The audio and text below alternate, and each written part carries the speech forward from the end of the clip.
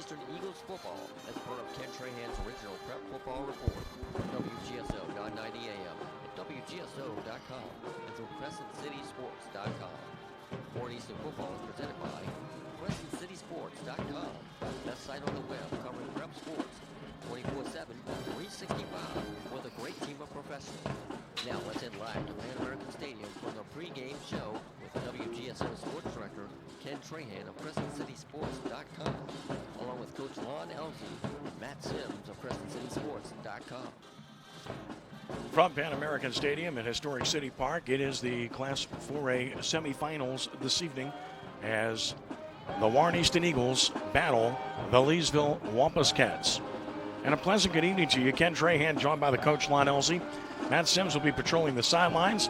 And we have Chip and Matt Merritt taking care of business on the CrescentCitySports.com side, while in the studio, Rudy Dixon producing along with Darrell Ashley. Of course, during the course of the show, we'll have all the scores from CrescentCitySports.com from the original with Jude Young and Emmanuel Peppas. And coming up at halftime, live reports from every other game around the state that you'll be able to listen to. And when this one's over with, we'll get back to the original on a permanent basis with scores and analysis from around the state. Well, that's what's coming up here tonight. And a great matchup between Warren Easton and Leesville. Leesville comes in at 13-0, the number 6 seed overall. And the Wampus Cats have gotten it done all season long in the playoffs. They have defeated Woodlawn of Shreveport 49-28, beat Assumption 27-14, and down St. Martinville 53-49 in a thriller in a battle of unbeaten teams a week ago. The Warren Easton Eagles 10-2 on the year. Easton in the playoffs has shut out Rain 44-0, shut out Brobridge 45-0, and beat Northwood 34-6. As I introduce my compadre Lon Elsie, I want to answer Roe Brown right away, Lon. Okay? So, a Wampus Cat is a creature in American folklore, used as a mascot for numerous educational institutions. A folkloric creature with supposed shape-shifting powers, which can trace its roots to Native American folklore of the southeastern United States. Cherokee legend has it that during a secret meeting of tribal elders, a young woman from the tribe secretly witnessed the ceremony and then was cursed by the elders. So, that would be the origins of a Wampus Cat. I'll bet you didn't know that, Lon. No, I did not know that. I had no idea. It sounds cool, though, Wampus Cats. I mean, that, you know, and it's not just this school has it. There's a bunch of other schools, too, as we're seeing on the fine site of Wikipedia. Yeah, we've got several schools around the country use this mascot. So, well, we're set up for a good game here tonight, Lon. The Warren Easton Eagles come in, as mentioned, 10-2, and if you look at their losses, they came to John Curtis, and of course they came to Carr, 2 number 1 seeds who are alive and well as we speak in their classifications. This is an elite program. Jerry Phillips in his 3rd year, 29-11. His 9th year at Warren Easton overall, 3rd as a head coach, stepping in for Tony Hull when he left for Kansas. Last year, they got to this stage in the semifinals, lost to Carr, who won it all. In 2016, reached the semifinals, lost to Neville. In 2015, reached the semifinals, lost to Neville. In 2014, went to the state championship game, lost by 1 to Neville in a championship game that we did here on radio. And in addition to that, they reached the quarterfinals in 2013, and they lost that one to East Jefferson, who went on to win the state championship. So they've been that close. This is a team that has a chance to win it all, in my estimation. They absolutely do, and I guarantee you when they saw that bracket, they were absolutely 100% excited that neither Neville or Carr was on the same side of the bracket with them, because that's been their nemesis the last 3 or 4 years. So great opportunity for Warren Easton tonight, and I'm sure they're going to take advantage of it. We should point out right away that the weather is a factor. It's raining right now, and it's been raining light on and off for a while and starting to rain a little bit more now, but we'll keep you posted on that. So far, it has not really had an impact. It is a turf field. Keep that in mind, so certainly that will benefit things, but hopefully the conditions will not deteriorate too much throughout the course of the evening. The Wampus Cats of Leesville under the direction of Robert Causey. In his 3rd year, Robert's 30-7. He's done a really good job. Causey spent 12 years as an assistant coach before taking over for Tommy Moore in 2016. He previously was an assistant at Winfield, Eunice, Crowley, Delhi, and Haynesville. Some good programs. When you're an assistant for 12 years, you've paid your dues. You know all about that. He's waited his turn, and he's taking advantage of it. Absolutely, and some of those programs that he was an assistant at, like you said, excellent programs. So he learned the right way, obviously. He's doing a great job. back-to-back district championships, undefeated season so far this year. So I'm sure his kids are excited to play, and it's a great opportunity to go against this fine program at Warren Easton. He led Leesville to the second round of the playoffs the last 2 seasons in 2016 and 2017. Of course, Leesville has not won a state championship. They came close back in 1995 with a guy named Cecil Collins, the Diesel, as they lost to Salmon and Bill Stubbs' great team 39-7 the week after Salmon beat John Curtis in the semifinals. And they averaged 37.2 points a game, allow 20.2 points a game. So it is a team that's very capable of putting points on the board. No doubt about that. But they're facing an Easton defense that's given up 6 points in 3 playoff games. Yeah, I mean, and both teams have gone through the playoffs fairly easily. So this is probably, on both sides of the sideline, their first big test of the playoffs. And rightly so, being a semifinal game, and you want to play the best team you can to get to the Dome and face either Carr or Neville. Should be a great game. You got college recruits, you got college commits, D1 guys all over the field on both sides, and it should be exciting tonight. Really should, and obviously the players will make it happen. I told you about the weather. Let me give you the forecast right now. It's 68 degrees, showers right now in the New Orleans area, including here in City Park.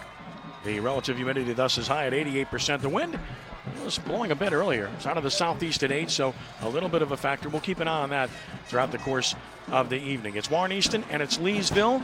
We'll take a time out here. We'll continue with more of our pregame show in just a moment. And this is Warren Easton football as part of the original on WGSO 990 AM and through CrescentCitySports.com. When the final horn blows at the All-State Sugar Bowl, the action is just beginning as another jam-packed year of Sugar Bowl activity lies just ahead. With over 55 annual events, including all Louisiana high school state championships, the Sugar Bowl support of amateur athletics adds up to big fun and big dollars for our economy. From the Crescent City Classic to lacrosse. And there's the only break you're taking, right? Until the yes, only break. Right. Is doing. Log on to allstatesugarbowl.org. Sponsored by Allstate, Taco Bell, and Dr. Pepper. Archbishop Rummel High School has educated students in the heart of Metairie for over 50 years, offering 4-year engineering, biomedical sciences, and law studies programs. Archbishop Rummel prepares your son for the real world. With over 50 clubs and teams, Archbishop Rummel will be your son's home away from home throughout his high school experience. To learn more about Archbishop Rummel High School, visit RummelRaiders.com. Archbishop Rummel High School. Become part of the pride. 40 years in a row, Ford F-150, #1 seller in America. What about check out in number the 70 USA? for Leesville. Let's see, what about in the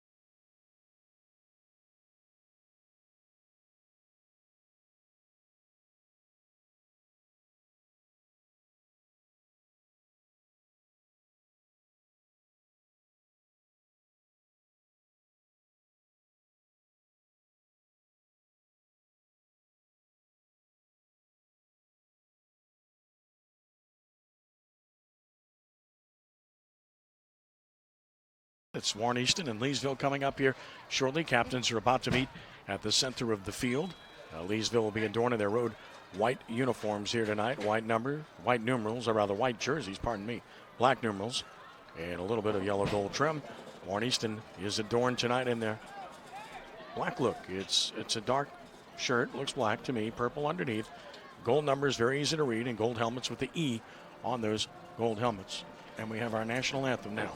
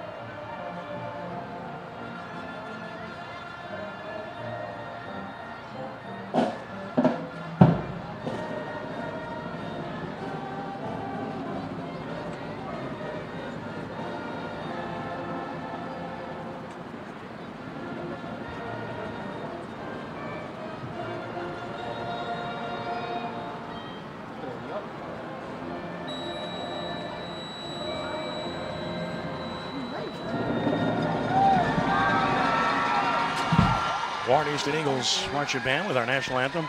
And they're toughing it out in the rain a lot. Why not, man?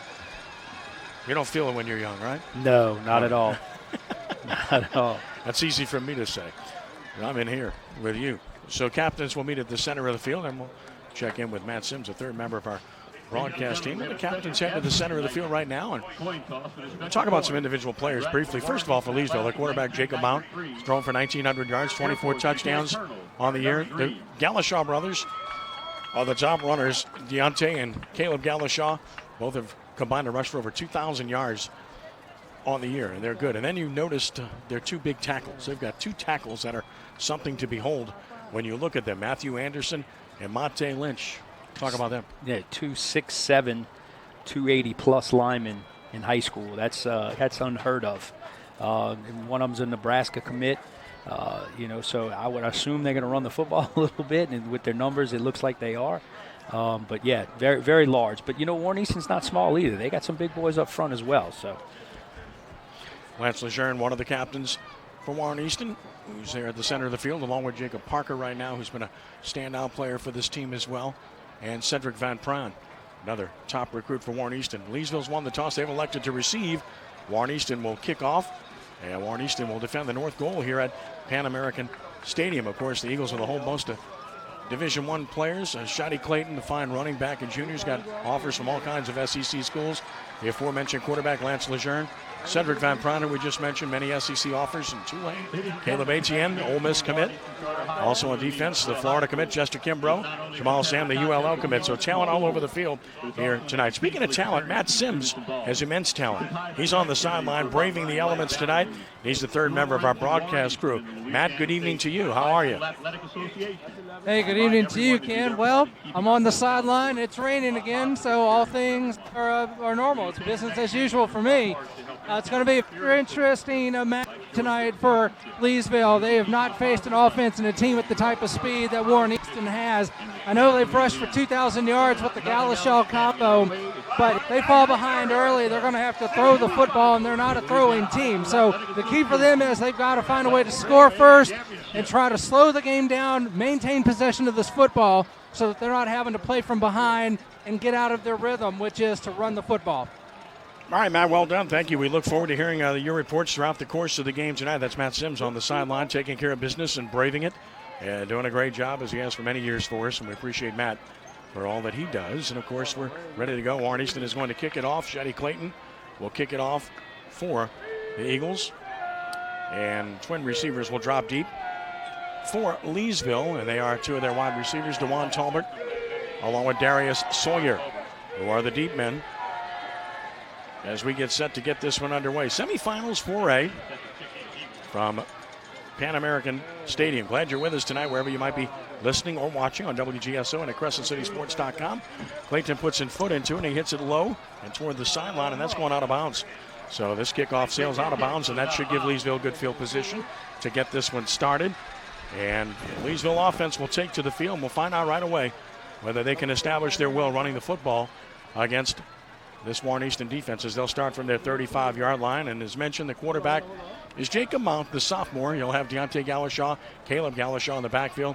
We'll see Jalen Shepard as well, Darius Sawyer, DeJuan Talbot, Christian Hoffpower. The receivers, Noah Elaine, the tight end up front, Brett Pope, Leighton Lips, Caleb Westfall, Monte Lish, and Matthew Anderson against the Easton defense, which lines up in a four-man front on first down from the 35. Wing T play inside, and that's going to be about a 3-yard gain as they ran the Darius Sawyer, the wingback, who came in on the wing play. Typical wing T look, and Sawyer gets the carry and picks up 3 yards at 2nd and 7. Yeah, Ken, a little bit of wing T. I don't think they're a pure wing T, a little bit of a hybrid wing T look the way they're lined up, but certainly wing T principles in that first play they ran. 2nd down and 7 yards to go from the 38-yard line. Mount looks to the sideline. Wide side of the field is the right side. Receiver split to that side on 2nd and 7. Here's a punting play running left, and a good gain and a first down across the 45, and out to about the 48-yard line. Has some running room there for Caleb Galashaw has rushed for 711 yards and 10 touchdowns. He gets a first down to the 47, a gain of 9.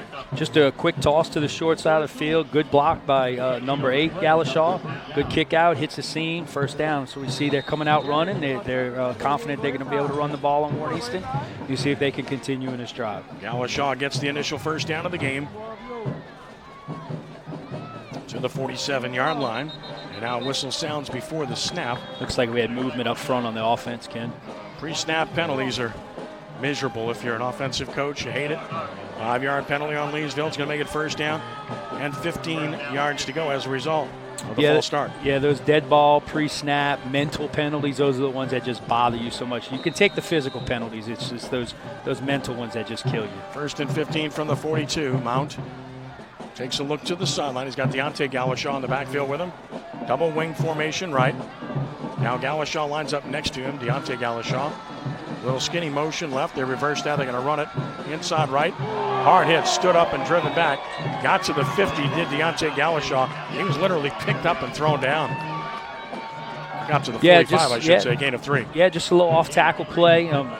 Warren Easton's on defense really moving around a lot, very active because Leesville is checking at the line and so forth, and just trying to give them any type of confusing look they can, and just trying to do whatever they can to stop this Second and 12. Mount wants to throw his first pass. He's going to gun it deep against man coverage sideline. That's caught. 15, 10, and knocked down out of bounds inside the 5. First and goal for Leesville. Perfect throw by Mount as he got the football to DeJuan Tolbert, his 32nd catch of the year.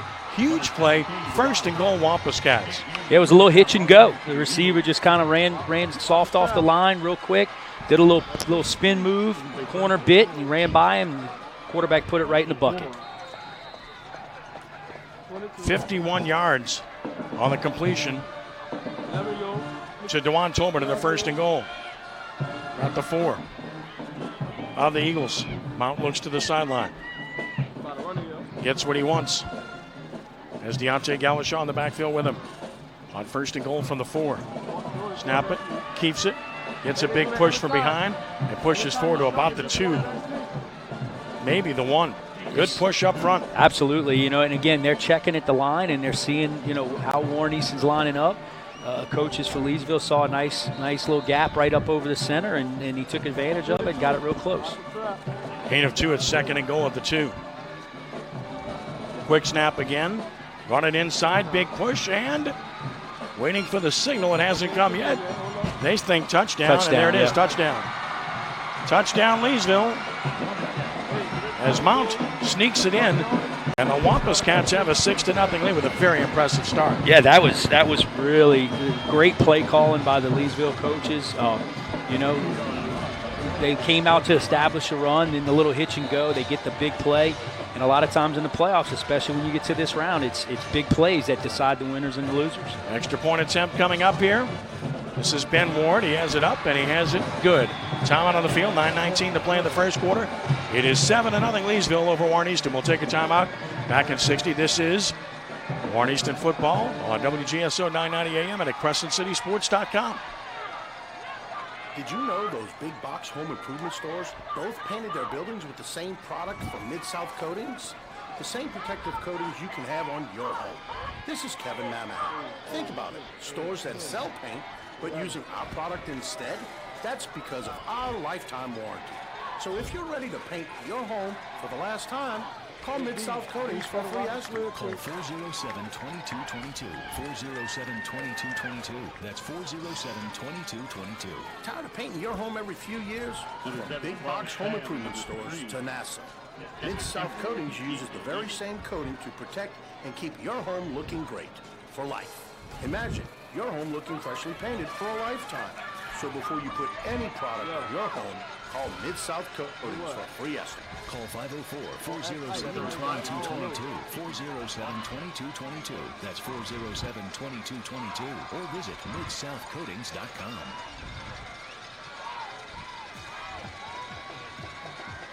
Seven to nothing Leesville. 9:19 to play in the first quarter. Ben Ward to kick it off for the Wampus Cats, who have started off very well here. Driving 6 plays, 65 yards, 2:41 off the clock. Onside kick right away, and Warren Easton covers it. So they tried the onside kick, and Warren Easton alert to it. And the Eagles come up with the football in the person of Josh Williams, the linebacker, and that'll give Easton good field position. You kind of think we're doing a country day game when you see that, right? No, great job by Williams for Warren Easton. I mean, he attacked that football, and that's really kind of the way you need to do that on that short little squib. But I think what it shows from the Leesville coaches is that they know that this is going to be a high-scoring game. That stealing a possession might be the way they're going to have to go to win it because they know Warren Easton can score at any point in time and very, very quickly. Lance Lejeune will lead his team to the line of scrimmage. Outstanding senior quarterback from the Leesville 48 to get it started. And Shady Clayton in the backfield with him on first down. Fakes it. Bubble screen outside. Caught. Out of block. 45. And forward to about the 42-yard line. Looks like we got a flag. There is a flag on the play. The pass was complete to number 16, Jewel Holmes, but we'll check the flag.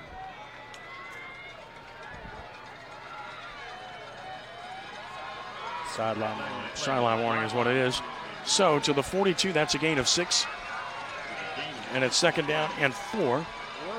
So a bubble screen on the first play. 2nd and 4 from the 42. Lejeune, the snap. Run it inside and hit right away. Driven back is Clayton. He got a yard. So it's going to be 3rd down and 3. Good defensive penetration there. Yeah, I mean, I think Warren Easton is as good as they are in the spread offense. I mean, Coach Phillips, he wants to run the ball as well. I mean, he doesn't want to have to throw it out, especially in the conditions. So running the thing, he's got a very good running back on his side as well. 3rd and 3 at the 41.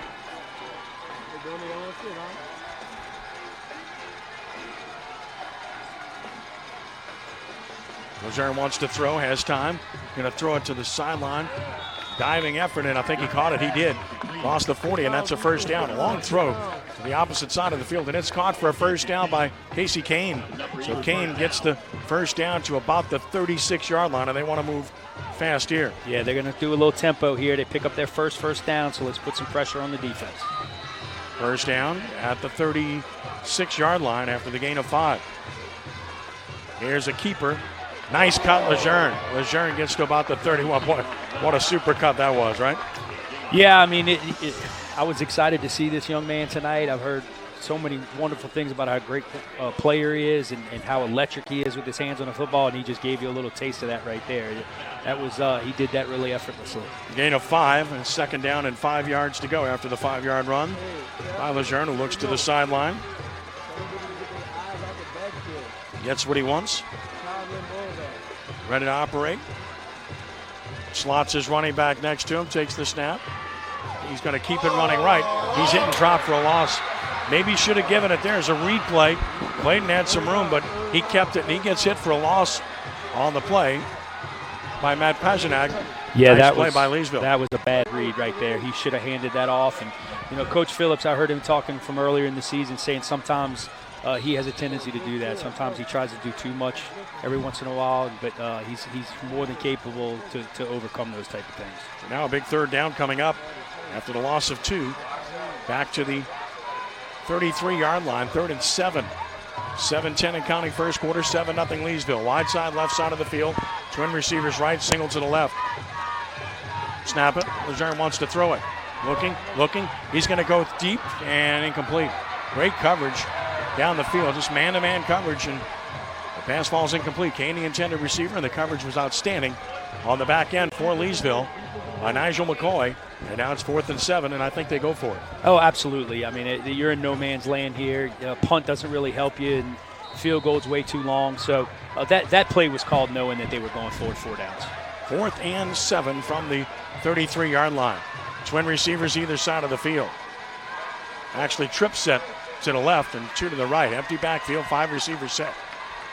On 4th and 7 at the 33 of Leesville. Here's Lejeune. Takes the snap, runs it inside. He's in at the 30, fighting forward, still fighting. Broke a tackle, he gets the first down. Tremendous effort by Lejeune. He dragged tacklers literally 10 yards and gets the first down. What a run. Look, when you need a big play, who do you turn to? You turn to your best player, and he certainly is that on the field, on offense for Warren Easton, and that's you trust him to make that happen, and he certainly did for him. 12 yards to the 21 and a first down from that point. With 6:45 to play here. in the opening quarter. 7-0 Leesville. Lejeune takes the snap, bubble screen outside, and it's going to be hit for a loss. Just great penetration there by number 2, DeMarcus McCord, as he was all over the receiver who made the catch for Warren Easton, who was 16 Jewel Holmes. Yeah, similar to the first play of the series that they ran, but Leesville was a lot tighter on coverage and then came up and made that tackle for the loss. Loss of 3, 2nd down and 13. From the 24-yard line. Single setback, Lejeune, the snap. And run it inside with a hole. Clayton crosses the 20, tackled at about the 18. Almost popped out of there, but good tackle, securing him after about a gain of 6. Much better decision by Lejeune, handing it off there, not pulling it. Nice hole by the offensive line and put him in manageable 3rd down. To the 18-yard line, so it's 3rd and 7 again. This time from the 18, with 5:44 to play in the first quarter. Snap it, run it inside, hit at the 15, and he'll be short. Down about the 14, another 4th down coming up. Gotta believe they'll go again. Clayton gets about 4, it's gonna be 4th and 3.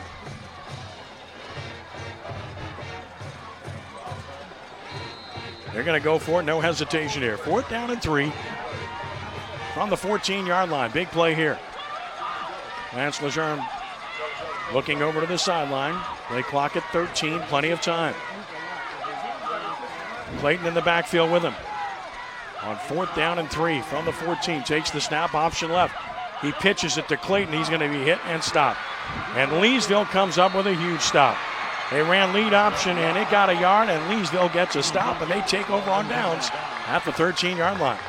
Yeah, he looked a little bit hesitant in what he wanted to do there. I think he thought he was going to fake the guy out at the point of attack and turn it up himself. The Leesville defender did a good job, and then he kind of had to do a little jump pitch, and I think it was just not really what he was expecting to happen, and Leesville rallied to the ball, and it's a huge stop for Leesville. And there's their possession steal right there. They basically stole that one from Warren Easton. Now we'll see if they can turn it into something or at least flip the field or maybe get some points out of it. Getting the ball back into 13 with 4:58 to play in the first quarter. On 1st down, going to run it left and crossing the 15 and out to about the 17-yard line on the carry. That is Caleb Galashaw. So Galashaw gets about 4. We always have to clarify because you got brothers. Yeah, you want to be safe here. You don't want to do anything to cause a major problem, turnover, anything like that. You want to stick to your game plan and stick to what you're good at doing. 2nd down and 6 from the 18-yard line. Here's Mount taking his time, motion right. And they're going to run it to the right. And this is going to be up to about the 20, and that's all. Just a speed so sweep. So well defended that time. That was the wingback, Darius Sawyer. Simple speed sweep. Again, a safe play. Possibility to get big yardage, but you're manageable. 3rd and 5, 3rd and 6. So, a lot of things are open in your playbook to try to pick up this 1st down. In worst case scenario, you have to punt, but at least you have some choices to do right here. 3rd down and 4 from the 20-yard line. They need the 24, and they'll go with 2 receivers to the left. Mount the snap.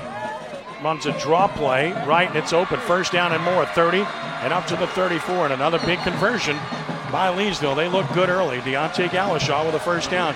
Big gain of about 13.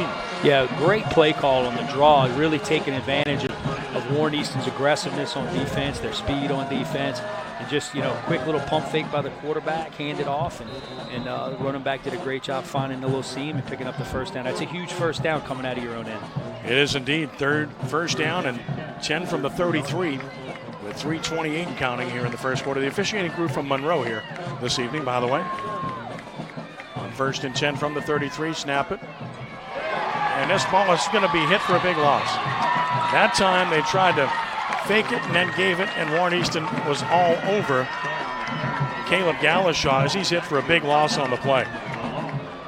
First negative play they've had. Yeah, kind of back to that wing tee, principles that they started with early on. Just great play by the defensive end for Warren Easton. Great penetration and just kind of snuffed it out right from the start. Loss of 5, 2nd and 15 from the 28-yard line. Deontay Galashaw, the running back. Receivers to either side. Snap it to Mount, wants to throw a quick one and does. Caught by Sawyer, 35, and drags the tackle to about the 37. Picked up about 9 yards, but still short. Nice save. That was a pretty pass by the quarterback, Mount. Again, just a nice, safe play. They know they're down in their own end. They're playing within themselves. Execution is what's really impressing me, this Leesville team right now. They're executing every play as well as they possibly can. To the 37. It's 3rd and 6. Another big down here with 2:10 to play in the first. 7-0 Leesville on top. Single setback. Twin receivers left. Single receiver right. Snap it. And he runs that draw play. This time they're not fooled.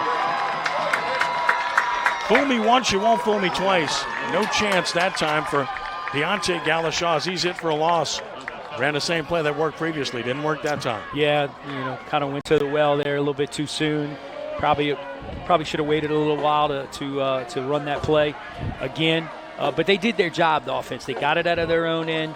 They're going to flip the field a little bit with the punt. And, Warren Easton's going to start with worse field position than they did on the onside kick recovery. So we'll get a punt here.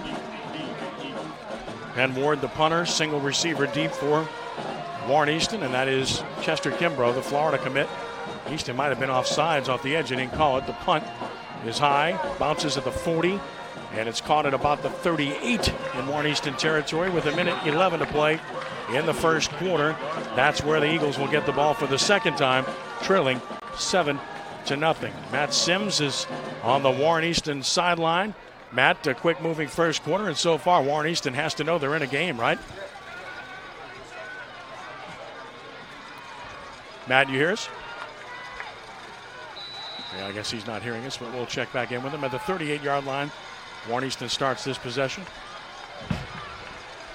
Yeah, not a good play by the Leesville punt team, not letting that ball roll some more. From the 38. Motion. Now reversing the motion. And now they give inside to Clayton. He's got room. 45-50, 45-40. Look at him go. 30, 20, 10, 5. Is he fast? Touchdown Eagles. Shady Clayton, 62 yards, has cut this to a 7-6 ball game. You want to know why he's got offers from Alabama, LSU, and everybody else imaginable? You just saw why. Boy, he got through there in a hurry, and he put on the Jets, and that was a tough run right there. Really kind of shows the kind of explosiveness that Warren Easton has, and one of the reasons why I think Leesville onside kicked earlier, because they know they can score at any point in time on the field. No question about it. Extra point attempt coming for the Eagles. This will be Jamal Sam trying to tie it out of the hold of DeJuan Kennedy. Snap, spot, kick is up, and he didn't get it off, and he's hit for a loss. So there's the special teams coming into play as they weren't able to convert, and with 1:01 to play in the first quarter, it's 7-6. Leesville holds on to the lead. Yeah, special teams always rears its head even more magnified when you get to this point in the playoffs, because 1 point can cost you a trip to the Dome or going home and picking up your stuff on Monday morning. So we'll have to see how that plays out as the game goes on. And certainly in a tight game, those things are going to play into this finish. Well, what a run by Clayton. You just saw if he gets any space, nobody's going to run him He's down. only a junior, if I'm not yes, mistaken. He is. Huh? Wow. Well, offers from LSU, Georgia, Auburn, Texas, Tulane, many others. So 7-6. Leesville with 1:01 to play in the first quarter.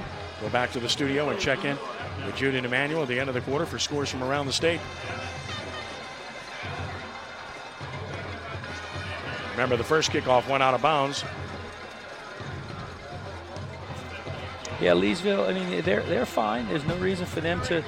They knew what Warren Easton was coming this game. They knew that they could score in 10 seconds like they just did from anywhere on the field on one play. And it shows in their game plan and what they're doing. So, good field position, go right back to what you're doing and put the pressure back on the Warren Easton defense. Here's the kickoff. It's another bouncing ball, and again, it's heading for the sideline. And again, we'll go out of bounds. So, second straight time, they'll give the Wampus Cats the ball at the 35-yard line with 1:01 to play in the first quarter. And 7-6 Leesville on top. College Inn, a true New Orleans farm-to-table restaurant, is open Tuesday through Saturday for dinner, and it's the home of the New Orleans Prep Sports Hall of Fame. Yale College Inn and Rock and Bowl, New Orleans staples and traditions. Rock and Bowl, the home of the Greater New Orleans Sports Foundation Quarterback Club. First and 10 Leesville at its own 35 with 1:01 to play in the first quarter. 7-6 Wampus Cats on top. Deontay Galashaw, the running back, he gets a pitch, power pitch left. Cuts inside, takes a big stick, stood up and driven back after a gain of 3. Paid a price there. Yeah, that was, again, kind of a wing tee look again. It was two tights, double wing, kind of power football look. It seems they're working the short side of the field, which is not a bad thought as a coaching staff. A lot of teams will overload the wide side, and they've had some success working to this short side. Gain of 3, 2nd and 7 at the 38. Clock down to 30 seconds and counting here in the first quarter. 7-6 Leesville on top. Motion right, Sawyer now reverses that motion left. They'll try to confuse you frequently.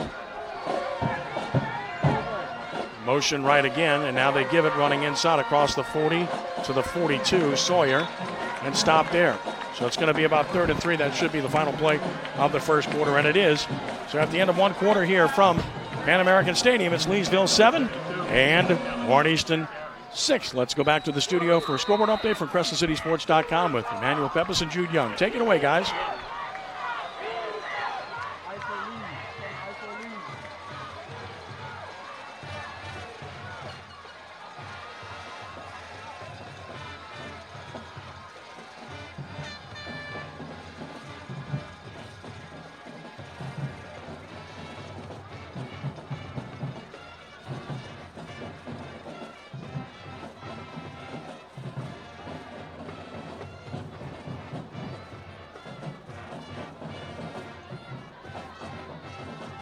Hey, Ken, welcome back. Yeah, all right, welcome back. 7-6 the score with Leesville on top after one quarter. And again, the Wampus Cats difference in the game, an extra point thus far with Lon Elsie, Matt Sims, Ken Trahan with you. And all right, Rudy, let me know. Did we get nothing? Zachary and Yeah, we had dropped off a play feed for a while. We were broadcasting you on the stream. at the But use those scores right now. Coming back to you now. American Stadium? All right, I got you, Jude. Thanks, man. And again,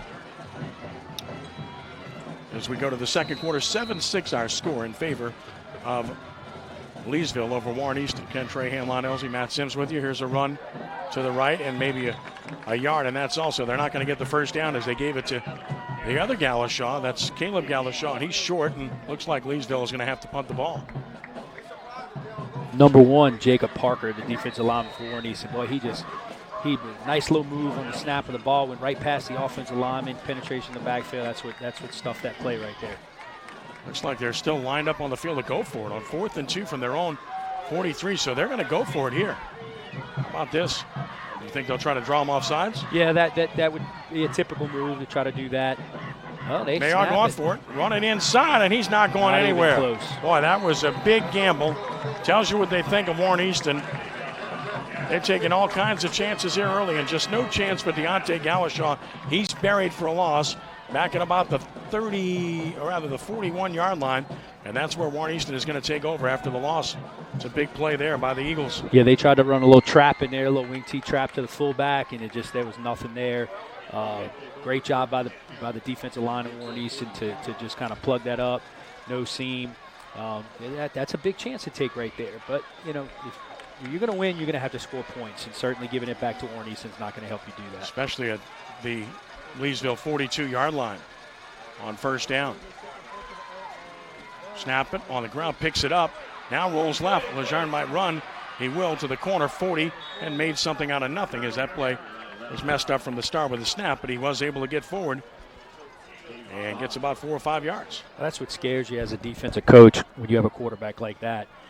Just a busted play, and he still picks up 5 yards, just picking it up and running to the outside. And they had guys there to make the tackle, and he just out-athleted him, outran him. 2nd and 5 at the 37. Snap it. Run it inside with Clayton to the 35, dragging tacklers to the 33. Looks to be about a yard short, but again, yards after contact, right? Yeah, I mean, it's just the lineman getting a push and tailback keeping his legs moving, and if you're gonna stuff that play, you're gonna have to get penetration because these big boys for Warren Easton up front, they're gonna get that push. 3rd and 1 at the 33, looking to go quick under center. Quarterback sneak, big gain, he broke it. He's at the 25-20, 15-10, 5 and bumped out of bounds. Lazar near the touchdown. He knocked out of bounds at about the 5. 1st and goal. Warren Easton, a simple quarterback sneak, and it popped open. Yeah, Leesville wasn't lined up. They had guys running all over the place up front, and when you got a spread offense and the quarterback gets under center, that's almost a dead giveaway what's coming next. 1st and goal at the 4, the gain of 29. Gets under center again and runs the sneak, and he powers it forward, and he looks to be in. Touchdown, Warren Easton. Lance Lejean scores, and the Eagles have taken a 12-7 lead. Yeah, again, 2 plays in a row, no secret what they're doing. I mean, again, spread offense, you don't get under the center much, and just a great push, and Leesville just not prepared to stop that and getting big inside. And they're not real big on the defensive front. Looking at their roster defensively, they're not very big at all. Well, just a great push there as we watch the replay. Tremendous push, and the Easton offensive line wins. And now Easton's going to go for 2. So Clayton will line up in the backfield next to Lejean. Lance calls for the ball, takes the snap, play fakes, wants to throw as a receiver open, but it's tipped and incomplete. Well, just getting up and getting a hand on it was Darius Allen to knock it away. The 2-point conversion fails, and with 10:35 to play in the half, 12-7, Warren Easton. Boy, he was open, but just couldn't put enough air under it. Yeah, right? It was a little smash concept. Inside number 2 receiver runs to the back corner, number 1 receiver kind of runs to the front pylon, and you read it. He did a great job kind of playing in the middle there and kind of splitting it as a defender, and he was able to get up enough just to get a hand on it. But again, unless you don't have faith in your kicker, I'm not a big fan of chasing the points this early in the game. If you're going to attempt the first extra point, you might as well keep attempting them. If not, just go for 2 every time. If that's the case. 12-7, Warren Easton. 10:35 to play in the half. That was a 4-play, 58-yard drive, culminating with a 4-yard touchdown by Lance Lejean. We'll check in with Matt Sims coming up here in just a moment after the kickoff, perhaps, to get his take from the sideline. Rain has been on and off. It looks like it's kind of tapered off or stopped for now. Thankfully, where he's concerned, which I'm sure he can tell you about, we'll get the kickoff. Now, the other 2 kickoffs have gone out of bounds by Shanny Clayton, so we'll see what he is able to do here with this particular kick.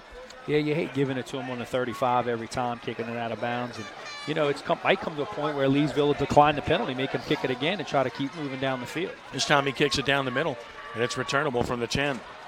Upfield 15, Tolbert 20, and out to about the 28-yard line, it appears. And Leesville will start this possession from about the 28 with 10:30 to play in the half.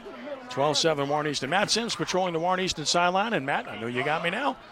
Things started slowly, but getting better. Getting better for the Eagles, man. But you were right. In the first quarter there, the Easton sideline was a bit shell-shocked. These players were quiet and a little bit stunned that they were down 7-0 in the manner that they were. But these last 2 touchdowns, this sideline has completely regained their swagger. In a weather update, the rain has stopped for right now, thankfully. Way to go, Matt. Keep it that way. Here's Deontay Galashaw. He's hit in the backfield and driven back for a loss. Well, the movement their offensive front was getting on the first series has gone away. Warren Easton is really starting to dominate up front. It's not a good thing when you have all the defensive linemen in the backfield and all the offensive linemen are turning around and looking at them. That's not a good sign. Like I said, Warren Easton's going to use their athleticism. They're going to move around. They're going to try to confuse you up front, especially checking the plays, and that's what you're kind of seeing right now. Loss of 2 to the 26. It's 2nd down and 12. Snap it. He wants to throw it. Mount steps up. He throws deep down the middle. Jump ball. Tipped. And wow. He caught it on a tip ball. Fantastic catch on a tip ball. Big gain. Darius Sawyer. And a 1st down all the way down to about the Easton 40-yard line. What a catch on a tip ball. That was impressive right there. It's 34 yards. I mean, Raymond Stevens, the corner up there at the top, he was there. He actually got a hand on the ball and tipped it, and just great concentration by the receiver, Sawyer, for Leesville. He's 3 for 3. His mount for 94 yards already in this game, throwing the ball very, very well First and 10 at the Warren Easton 40. Snap it. And his little shovel pass running left. Broke one tackle and then hit hard and driven back was Caleb Galashaw. So that's a pass completion. It is a forward pass. Yes, it is. So he got up to the 38, a gain of 2, 2nd and 8. Again, you know, they're taking their shots when they need to, but they're running some nice, safe plays, you know, out of different formations and trying to keep Warren Easton's defense off balance a little bit, not kind of know where everything's coming from. 2nd and 8 from the Easton 38 with 8:55 to play in the first half. Snap it. Mount wants to throw it. He's going to throw deep sideline. Jump ball coming, but it's out of bounds. Pass incomplete. Tried to go the other way to Sawyer with man coverage, and they're getting man coverage on every play. Yeah, and that was like a little slip of the tunnel screen. The number 1 receiver ran inside like he was running a tunnel, and number 22 Sawyer kind of came out there like he was going to block the corner, and they kind of slipped the block and ran by him. But in man coverage, it's not as effective because you got a guy trailing you. 3rd down and 8 yards to go from the 38. Wide side, right side of the field. Sawyer to the left. And now Deontay Galashaw splits that way as well. Going empty. They go in empty backfield. Play clock down to 5 to 4. Mount with 3, 2, motion left. Going to run a speed sweep left with Caleb Galashaw. And he's going to be ripped down after a short gain of about 2. It's going to be 4th down. They'll probably go for it. Yeah, again, that no man's land on the field. You know, great close speed by the Warren Easton defense. It looked like on the handoff he had a little something out that way. And Warren Easton defense was real fast getting to the point of attack and stopping it for relatively no gain. 1 yard. It's 4th and 7 from the Warren Easton 37, and the Wampus Cats will go for it. Mount telling his lineman what to do. He has Deontay Galashaw in the backfield with him. Receiver to either side of the field. Taking time getting set here. Now they're set with 5 on the play clock. With 4 with 3, they run it. Mount steps up. Mount looking. Mount throwing in the flat, and it is incomplete. Tried to get it to Deontay Galashaw. The coverage was outstanding. Very fine defensive play by 33, Daquan Alexander. And Warren Easton takes over on downs. You know, even if he catches it, I don't know if it would have been enough for the first down. It would have been close. Nice play call, good stand by Warren Easton. But if you're Leesville, you got to be real careful right here because the way Warren Easton's offense is kind of ramping up a little bit the last couple of drives, and this is a pretty critical point in the game right here. You've moved the ball on offense, but you only got 7 to show for it with Leesville, whereas Warren Easton can kind of take a little bit of control right here. Eagles start from their 37-yard line. Clayton is the running back, and they shift receivers around. They're going to end up with 3 to the wide side, left side of the field. A single receiver to the right. On first down, Lazar gives to Clayton. Hesitation move. Gets to the 40, and then driven back as he pushed forward to about the 41. So Clayton gets 4. It's going to be 2nd and 6. Yeah, you're waiting when Warren Easton's going to start unleashing it and letting it rip a little bit. And I know Coach Phillips wanted it to run the ball this year, and he has effectively, but you're waiting to see when this Warren Easton offense is going to explode in the passing game. 2nd and 6 from the 41-yard line. And here is Lejeune keeping it. He's trying to get outside, but he's going to lose yards. And again, they're waiting on that. Again, probably should have given it there, but he's hit for a loss. Back at about the 37-yard line, and a good defensive play made on number 30, Taylon Adams. Yeah, on the zone read, it's a numbers game, and you got to look out there as a quarterback and kind of see what your matchup is. And if you don't like it, it's an automatic give. Like if you don't like the numbers or the way the alignment is, hand the ball off. Don't risk the loss. 3rd and 10 at the 37. Lejeune is under center. Has Clayton behind him. Now he's shifting into shotgun. More comfortable position, 4-man front. Takes the snap, and he's going to run it right with Clayton, trying to get the corners of the 40, 45, and he scoots out of bounds, but he looks short. They're going to mark him a yard short. I don't know about that. Yeah, and a flag. And a flag comes down late as well. He looked like he got to the marker there, and we'll watch it again right here and see if he got to it, in fact. There's a flag anyway, which we'll check, but oh, yeah, he definitely got to the marker on that replay. From our vantage point, it does. But it's going to come back anyway, it appears, because of the penalty. It would be 4th and 1, and they're probably going to take the penalty because they think Easton will go for it. Yeah, because that's a spot foul. It is holding. So wherever that spot was. Well, it happened right at the end of the play. Okay. So it was 9 yards to the 46, and then a 10-yard penalty. But that's why they take it, because they knew Easton was going to go for it. Oh, they would have absolutely gone for it. With that big quarterback and what they did on the goal line and those 2 quarterback sneaks, it would have been an automatic decision. Spot foul is an 11-yard penalty back to the 35-yard line. First on Easton, so they're going to play a 3rd down and 13 here. 3rd and 12, actually, a long 12. They need the 47. Give them another down, see if they can convert. Here is a read play. Going to give it to Clayton, running left. Clayton 40, 45, he's gone. 50, nobody's going to catch him. Shannon Clayton is gone. Another long touchdown. This one is 65 yards. There are no flags, and the Warren Easton Eagles lead at 18-7. Too much skill, too much speed. See you later. Yeah, and I tell you what, the quarterback and the running back mesh there was just that was a work of art. I mean, he rode that thing as long as he could. He waited, and then he hands it off. And at that point, the tailback was so far on the edge, and the speed got him. They had guys there, and the speed was just too much for the Leesville defense. Clayton having himself some game. It's 18-7. They'll go for 2. We'll take a break right after this. Single setback in the backfield. That's Jamal Sam, who's in there for the first time. Sam. Play clock to 1, and they got it off. And they're going to run Sam, who scores standing up. And a timeout on the field with 6:16 to play in the first half. Warren Easton 20, Leesville 7. We'll take the break. Back in a moment. This is Warren Easton football on WGSO 990 AM and through CrescentCitySports.com. When the time came, I knew I had to find a place where Mom would be safe and active while still feeling independent. A place that was close to all of us and everything she needed. Locally owned and operated in the heart of communities. I found Ken, you want to take a minute here? living. They specialize in Yes. independent and assisted living. All right, be back in about 30 seconds. 7BEMD for more information on our special pre-leasing offers. Francois Benz Senior Living. Experience life as it should be.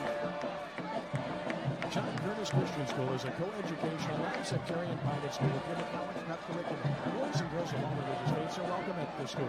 John Curtis will strengthen the moral and spiritual values in Christ-like fashion. Established in 1962, John Curtis meets and exceeds the national standards, grade level expectations, and state benchmarks. Our lower school runs kindergarten through 7th grade, preparing students for high school.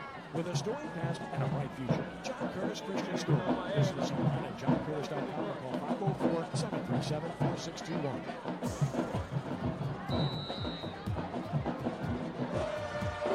6:16 to play in the first half. 20-7, Warren Easton on top.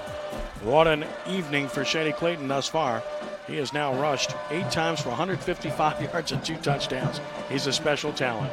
Here's the kickoff, sailing, bouncing at the 10 and through the receiver and into the end zone. A touchback. So Leesville will start from its 20, and Leesville is in trouble here.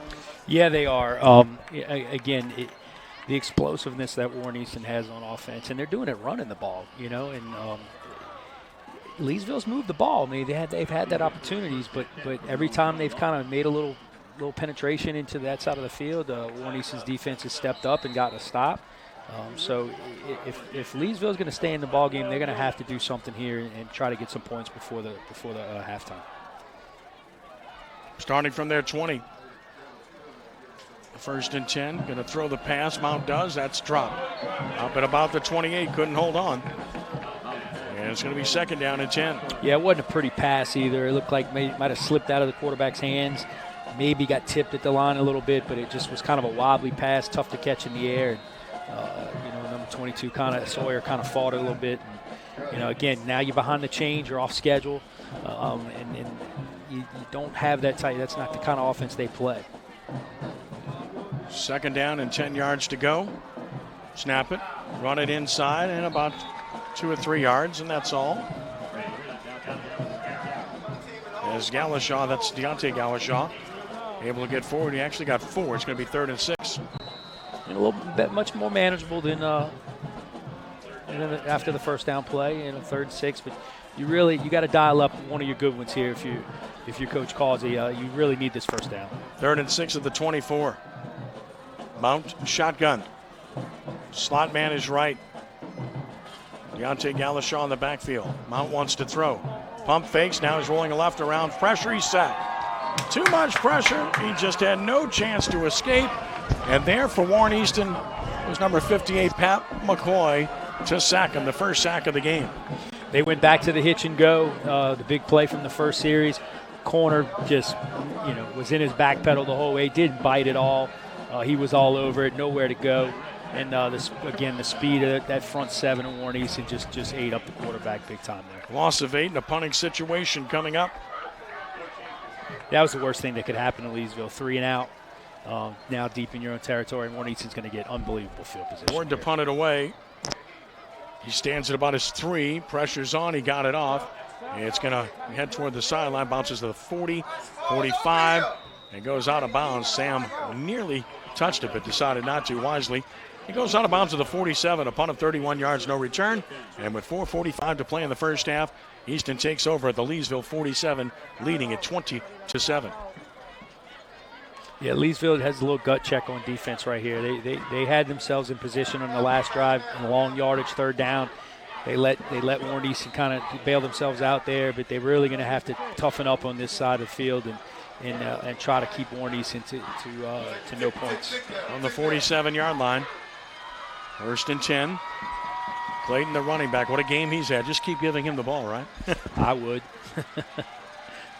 He's right behind Lazar, and he'll get the call inside. Broke a tackle. No, Lazar kept it. What a fake. He's at the 35, 40, 35. Great fake by Lance Lazar. Fooled everybody, myself included, even though I had the binoculars on him. Yeah. And he gets a first down. Much better read there. Again, he's dynamic with the ball in his hand.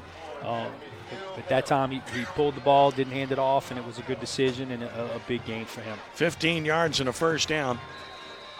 He's got 64 yards rushing. They're just imposing their will now. At the 32 of Leesville. Lance Lazar in the snap. Going to throw the quick slant. That's caught. 25-20 and another first down. Inside the 20 and down to about the 19-yard line. That's Kyle Green with his first catch. Yeah, a little RPO there. And the only reason that's working is because they're running the ball so well.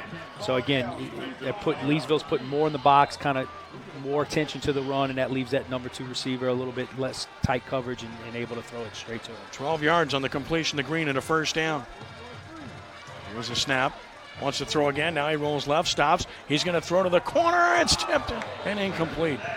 Receiver down there with a very good defensive play by Leesville there. That was an outstanding play made by number 23, Nigel McCoy, to tip it away as it looked like Kane had space and had a chance to score. Yeah, Lejean's, he's lucky that wasn't intercepted. That could have easily been picked off and it'd been a big play for Leesville. He took a chance right there. Probably should have pulled it down and run it when he was scrambling. But, yeah, big play. Is there a penalty? There's a penalty. Did he cross the line of scrimmage? I thought that might have been. Back to the 25-yard line. They did mark it off 5 yards. So it's going to be 1st and 15 as a result.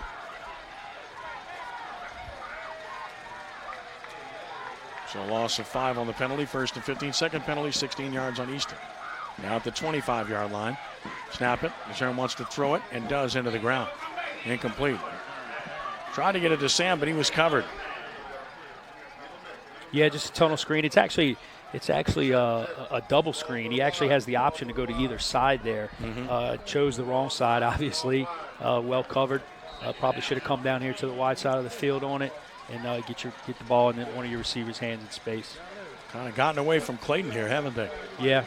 I wouldn't do that for very long, personally. No, he's as good as they get with the ball, and but when you're in 1st and 15, you're trying to do something and get some yards back. 2nd and 15 to the 25. Clayton is the setback. With Lejano takes the snap and wants to throw. Looking, throwing. Air ball, end zone, and it is caught, and it should be a touchdown, and it is. Beautiful throw by Lance Lazar, and the touchdown. You can't make a better throw. 25 yards on the reception is Kentrell Boyd, and Easton takes a 26-7 lead. The coverage was there. I mean, he just mistimed his jump a little bit. Probably turned and looked for the ball a little bit too soon. But I tell you what, he threw that into a garbage can back in the back of the end zone. And that was as good as it gets right there. Perfectly located. Extra point coming. First catch for Boyd turns out to be a big one. And they're going to go for 2. Clayton, the running back. Here's a little toss play right on a pass to Sam, but he's going to be tackled short of the mark. So, point after fails, 4:02 to play in the first half. It's Easton 26 and Leesville 7, and they look unstoppable right now, Lon. Yeah, you know, and I think what you're seeing here is Warren Easton's kind of experience being here, this run to the semifinals that they've had the last 3 or 4 years. And even though Leesville kind of came out and took it to them in that first series, kind of defensively did as well. They didn't panic, and their confidence was there, and because they're on a mission. They want to get back to that dome, regardless if it's Neville or Carr, because both of them have been their nemesis. They just want to get there, and I think you're seeing that experience show right now. 25-yard touchdown pass, LeJean de Boyd.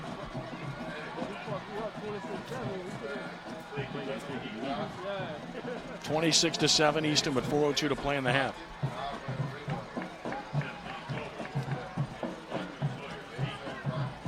And another kickoff coming. Yeah, and the situation you have here too is Warren Easton. Remember, here they're getting the ball to start the second half. Leesville got the ball first and went down and scored.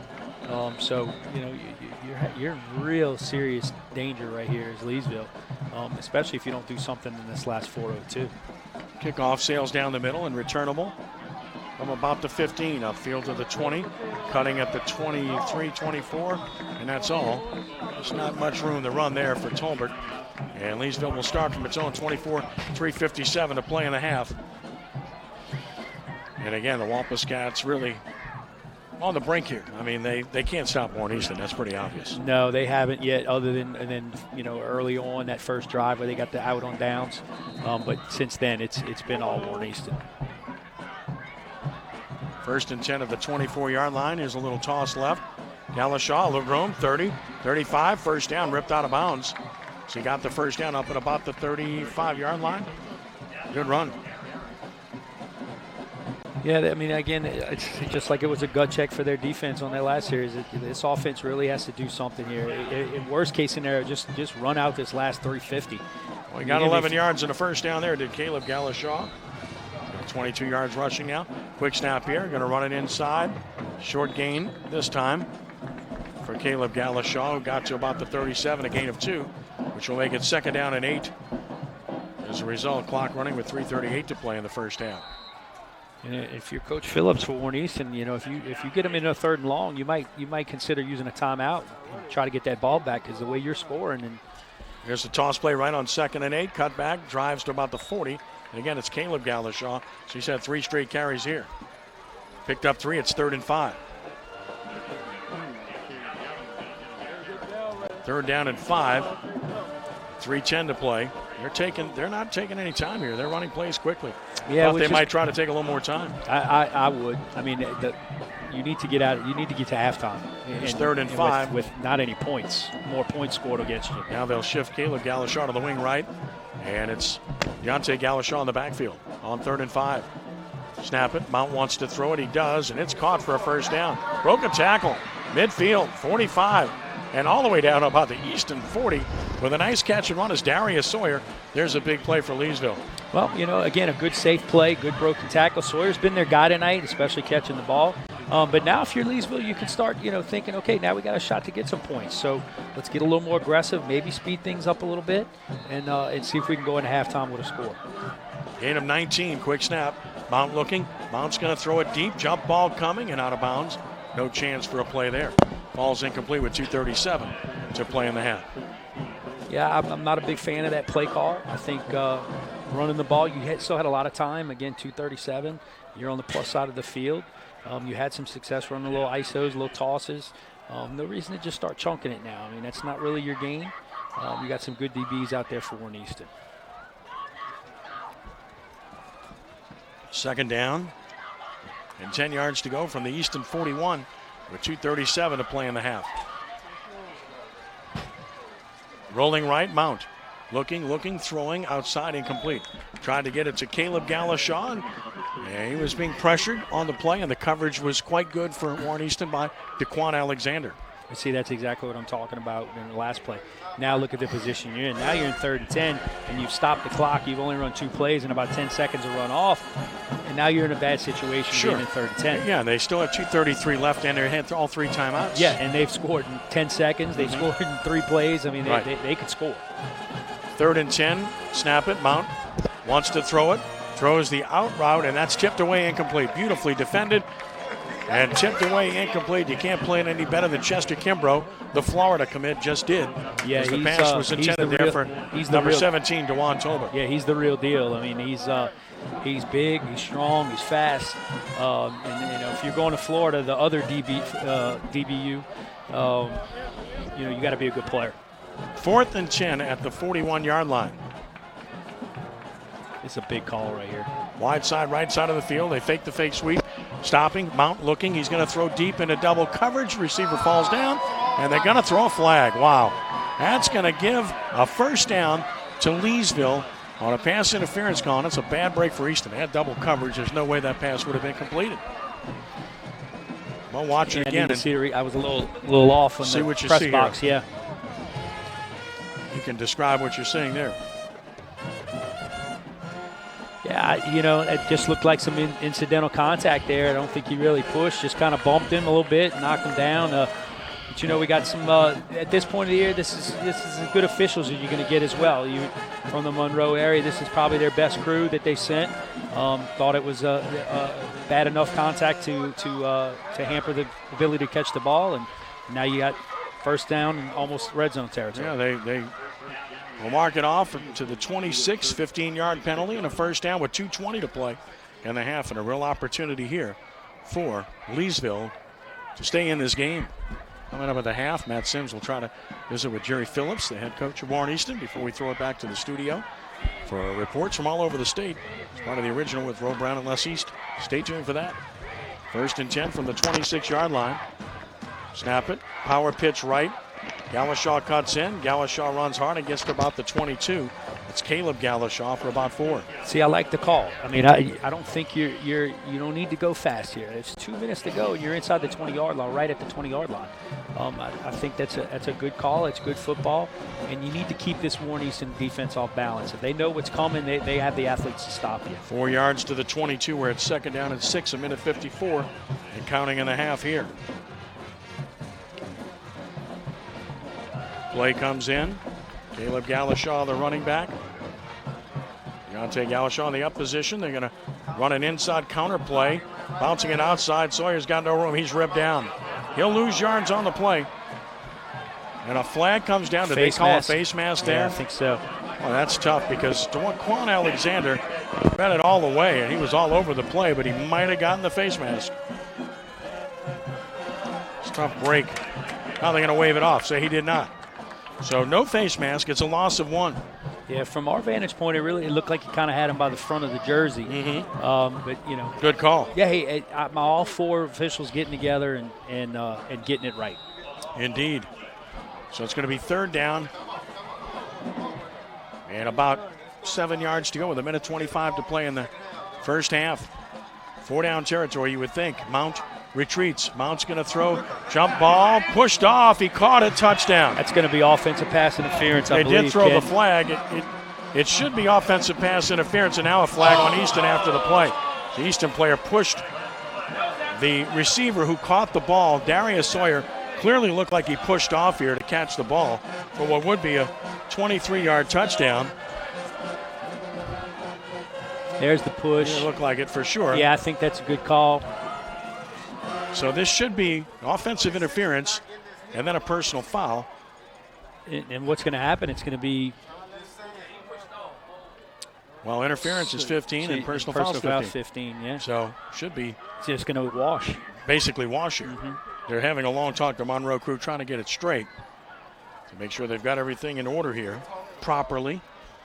Certainly can't argue with that. And while they do that, we can tell you that Crescent City Sports Prep Football is brought to you by Riverlands Insurance in Luling. Meeting all of your insurance needs, call Riverlands at 1-800-336-4579 or go to Rivins.com. That's RIVINS.com. Thanks to Riverlands Insurance. Okay, so they mark off the pass interference penalty. They're going to do that first. Okay. So they signal that. And then the dead ball unsportsmanlike. Oh, it's both on Leesville. No, they're going to say both ways on the other one. So it's going to be loss of 15. Loss of 15, pass interference. They call it both ways. That's tough for Leesville right there. Because, you thought you might get it right back where you were, 3rd and 8. And now you're looking at 3rd and 23. Their second penalty for 20 yards. This hurts a lot. All the way back to the 38-yard line. And they need the 17, so it's now a 21-yard situation to make the first down. 3rd and 21 with a minute 17 to play in the first half. 26-7. Warren Easton on top.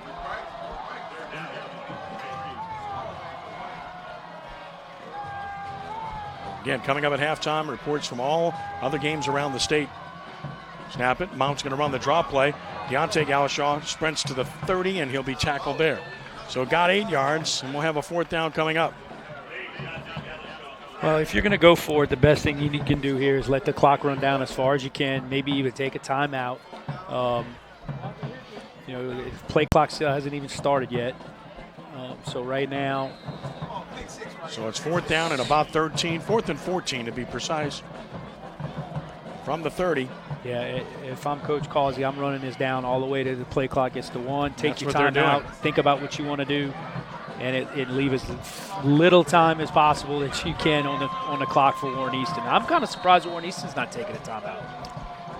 So timeout Leesville with 33 seconds left, just as you surmised. Play clock down to 2. They took the timeout. I tell you, when the play was over, there was about a minute left on the clock. I mean, Warren Easton could have taken a timeout there, kept a minute on the clock. You stop him on 4th down, and you got a minute left with 2 timeouts with as explosive of an offense as there is in the state of Louisiana. Indeed. So they'll talk it over. And while they do, we remind you that Crescent City Sports Prep Football is presented by Ye Olde College Inn and Rock and Bowl. Rock and Bowl now with 2 locations on South Carrollton Avenue in New Orleans and Jefferson Street in downtown Lafayette. See a full schedule of entertainment at rockandbowl.com. And every Tuesday, it's the Greater New Orleans Sports Foundation Quarterback Club Luncheon at noon. All the coaches in the state championship games from the area will be there this coming Tuesday. So will Eddie Bonine of the LHSAA, and you'll want to be there at noon at Rock and Bowl this coming Tuesday. Always a great time, terrific food, great people. Hope you'll be there. So here we go, 4th down and 14 from the 30. And they will go for it. Easton getting its defense back on the field, now ready to go. Mount in shotgun. Takes a quick snap, retreats to throw, steps up. Just going to air it out deep, jump ball coming, and it is incomplete. Beautifully defended by Warren Easton, and the Eagles have held, and they'll take over with 26 seconds left in the half, and don't rule them out yet in terms of trying to do something else, right?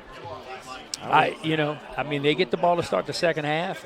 I would not be surprised if they try to do something here, something safe, a screen pass, a draw, something like that, quarterback draw out of an empty set, just to see if you could pick up a big chunk on the first down and then get yourself in position where you got some timeouts and can work the plus side of the field. Start from the 30-yard line. We'll talk to Matt Sims right at the half, see if we can get Coach Phillips with him. A couple of questions. Shady Clayton again. 8 carries, 155 yards, 2 touchdowns. Lance Lejeune is 5 of 8, 45 yards, and he's rushed for 64 yards and a touchdown. Going to run it right here. This is Clayton. 30, looks for the cutback and goes forward to about the 36 on what might be the final play of the half. So Clayton picks up 6, 1.5 he had, 1.5 Warren Easton has had, as they gave up a score early and then said, we're not going to truck with any more of that. The clock stopped with 18 seconds left. I'm not sure if I don't think he got out of bounds, but the clock is stopped. So they'll get another play from the 36 with 18 seconds left to play in the half. They're in victory. Time Green in backfield. They're in victory formation here. So it'll just be a kneel down, and that will get us to halftime. So a kneel down by Lejeune and a very good first half for Warren Easton. They'll get to the locker room with a solid 26-7 lead over Leesville. And we'll see when Matt Sims, you can take it away whenever you have Coach Phillips. Matt, we'll go to you as soon as you're able to get him. I see him talking to his players down there. And as soon as you're ready, we'll check in with Matt. So Coach Phillips is coaching every step of the way. He's talking to two of his players right now, making sure they're on target with what he wants them to do. All right, let's go to Matt Sims with Jerry Phillips. Matt, take it away. All right, guys, I'm here with Coach Phillips. Coach, Leesville out on their first drive, drove it down the field, put together a nice pass, touchdown. Oh, your team kind of be a little bit shell-shocked there, but since then you responded back with 26 points, 26 unanswered points. Yeah, they came in and they came in and punched us in the mouth real early, man. But, I guess they knocked our webs out. We started playing some Easton ball, man, and, we rolling right now. With the way that they like to run the 3 possessions, you got to like where you're at from a defensive standpoint, because now they're probably going to have to get out of their game plan. What do you tell your team here to stay focused defensively in the second half, not let them make a comeback?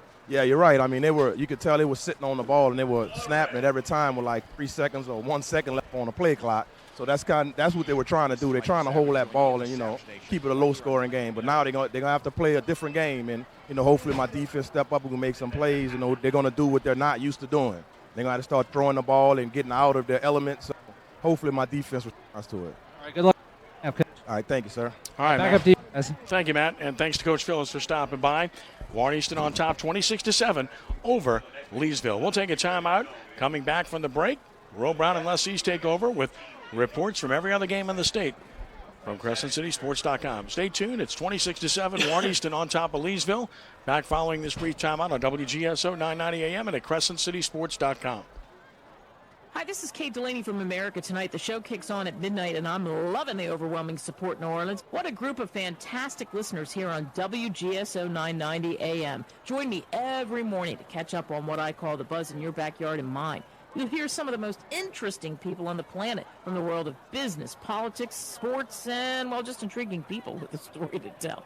If you're around, give us a call. Don't worry, I'll spit out the number plenty of times on the air. Let's agree to meet at midnight right here on WGSO 990 AM in New Orleans. Bears Pull Boys at Gennaro's at 3206 Metairie Road at Causeway is open Monday through Thursday from 11 to 8:30, Friday from 11 a.m. to 9:30, and Sunday from 11 to 3.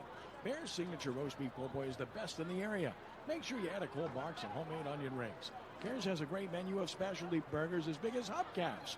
Gennaro's is now serving late night food from 9 to 1 a.m. on Friday and Saturday nights to complement our karaoke DJ. That's Bears Pull Boys at Gennaro's and Brian Hebert, Rommel class of 83, Metairie Road at Causeway Boulevard in Metairie. Catch the best prep football show in the country. Ken Trahan's original Prep Football Report, Friday nights during the football season on WGSO 990 AM, New Orleans. You've got the right frequency at the right time with the right show. It's Ken Trahan's original Prep Football Report on WGSO 990 AM, WGSO.com, CrescentCitySports.com, and the original network. Hey, it's halftime at Pan American Stadium. The Eagles of Warren Easton leading the Wampus Cats of Leesville 26-7 at the half. That's 26-7. Big plays, the order of the day, Les East, for the Warren Easton Eagles. As we know, they can strike and strike quickly. Yeah, they are a very explosive team, and if they come to play and that they're sharp and they're ready to go, you just can't slow them down. The only way you're going to win a game is to get into a track meet with them and hope that maybe you can force a turnover somewhere along the way. But their defense is really good too, so you can't. It's no bargain trying to get into a shootout with them either.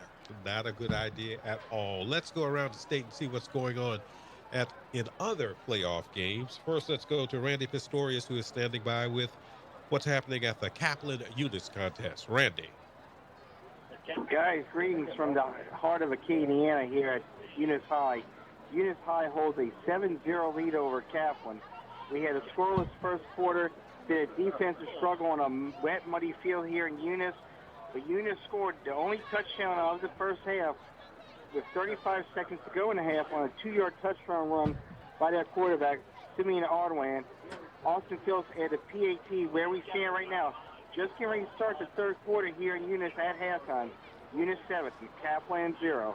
Thank you very much. Stories for the originals. Thank you very much, Randy. You heard it. Eunice leading 7-0 over Kaplan. Let's go up to Northeast Louisiana. Cody Futrell of WM Sports Report is standing by. John Arrett visiting West Monroe. Cody. Hey guys, here at Don Child's Field at Rebel Stadium. It is 1:27 left to go in the second quarter. West Monroe leading the John Ehret Patriots 14-0. West Monroe hit a huge 50-yard pass on their to get into scoring position on their first drive, but could not score.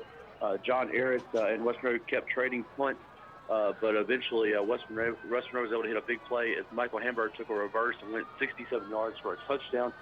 A few possessions later, Navi Harris took a 49-yard interception return back to the house for a touchdown to give West Monroe a 14-0 lead, and that's where we stand. John Ehret still struggling to get their offense on track as West Monroe leads us from 14-0 with 1:27 left to go here in the second quarter. Reporting for the original, Cody Futrell, West Monroe SportsReport.com. Thank you very much, Cody Futrell. You heard it. West Monroe 14, John Ehret 0, approaching halftime. The winner of that will take on the winner of the Zachary Destrehan contest for the 5A state title in the Superdome next weekend. Trey Gagne has a preview of that one. Trey. Hey, thank you. We got 2 minutes left in the second quarter. Wow, what a ball game. The Zachary Broncos lead Destrehan 26-23. And this has been an unbelievable ball game. There's so much talent on this field on both sides of the ball for both teams. It's unbelievable.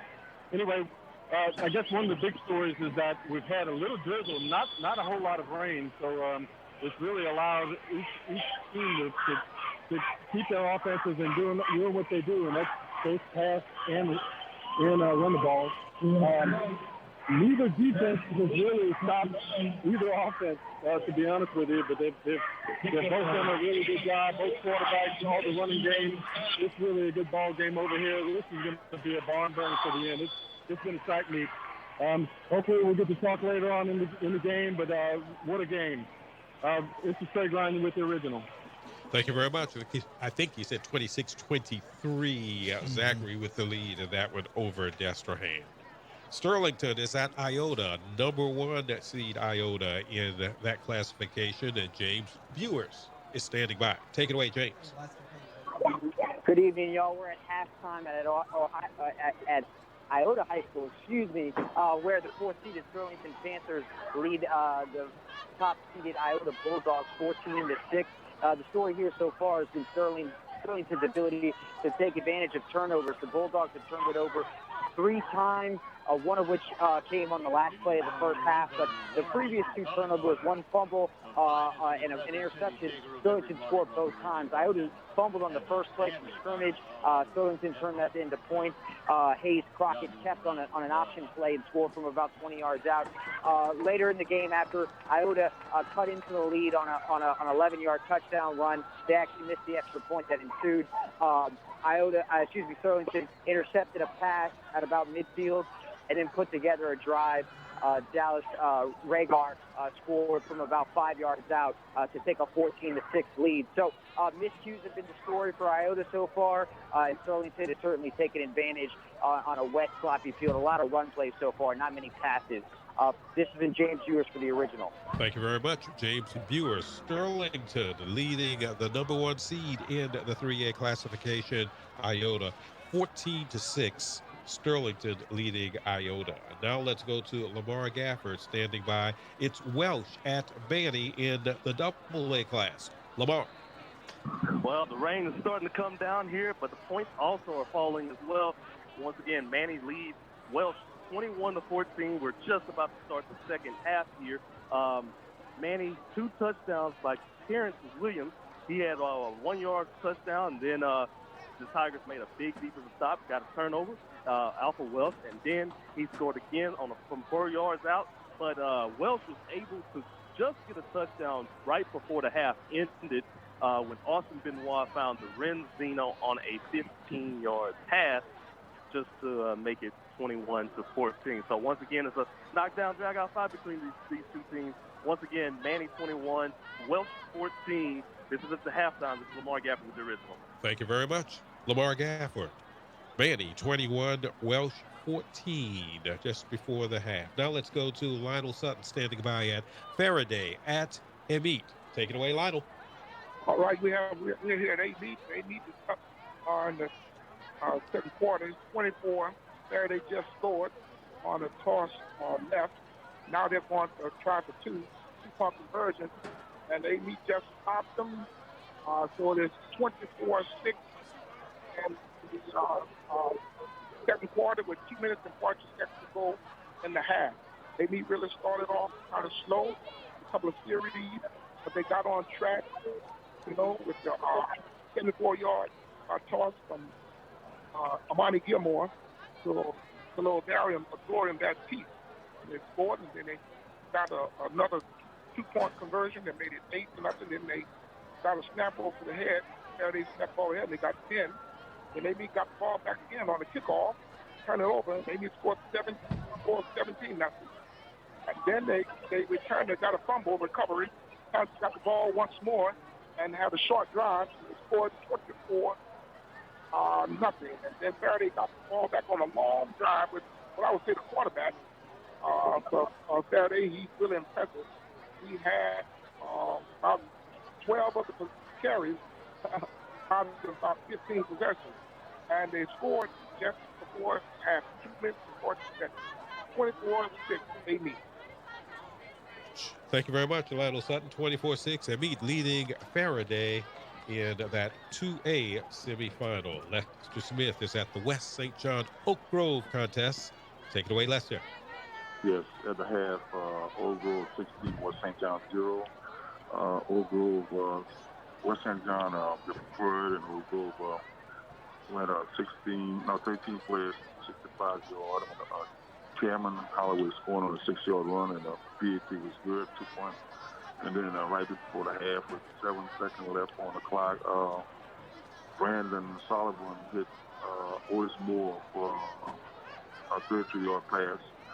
West St. John has struggled all night trying to move the ball. The team running too much because of the field condition, and a couple of passes were completed, but they still they will receive the ball in the second half because they put up the first half. So they get a chance to get back on the board right now and kind of hold it on. But at the half, West St. John 0, Oak Grove 16. Lester Smith on the radio.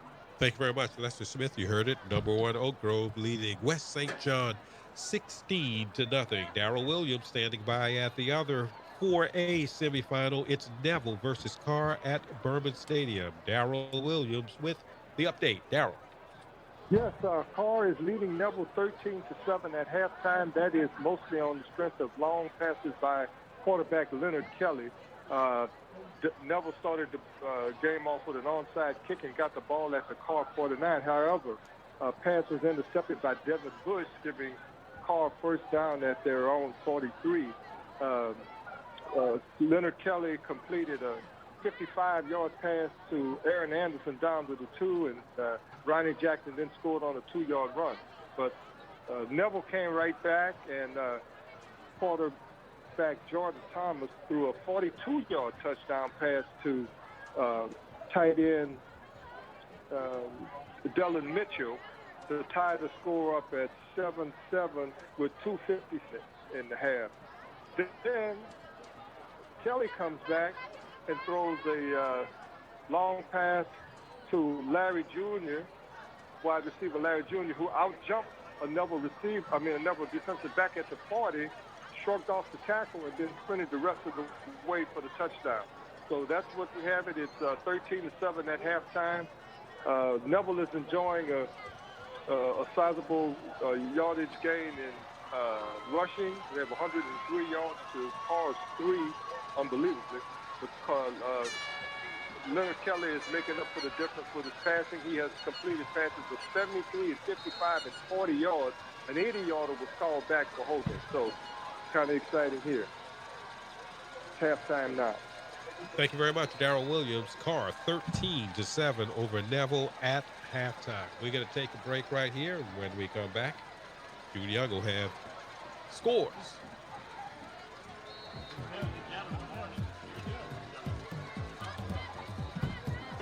The question has been popped and the date set. Now, the hard part, the planning. The perfect wedding is only perfect with the right catering. From a small, intimate affair to the grandest wedding, Aroma Catering is the perfect choice. You'll get help with menu planning, decor, floral arrangements, everything. And of course, you taste everything in advance, so you know it will all be perfect. Start your life together with a little less stress and leave the catering to Aroma Catering. Find out more at aromacateringnola.com.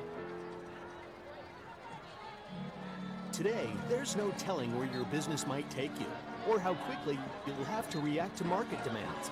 Whether you need postcards designed, printed, and mailed quickly, a high-quality brochure, or training materials, Sir Speedy's got you covered.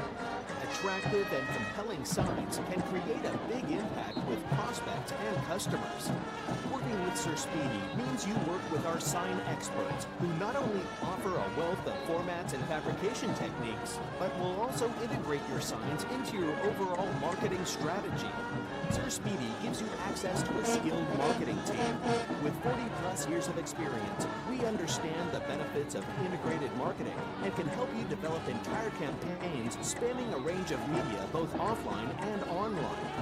Or if your strategy is already underway, we can help you get your next project out the door fast. Quick turnaround is in our name. Sir Speedy New Orleans.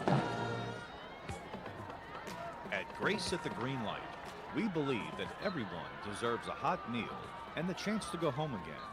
Every month, our Meals with Love program feeds thousands of New Orleanians who are homeless on our city streets. With the help of sponsors like Emery and James Limited, we're able to serve over 500 meals each week, giving nourishment to those who need it most. Emery and James, an independent insurance agency, is uniquely equipped to provide all lines of insurance for personal and commercial clients. Your company can join Emery and James as a Meals with Love sponsor and share the gift of hope. For details, visit our website at www.graceatthegreenlight.org. That's www.graceatthegreenlight.org.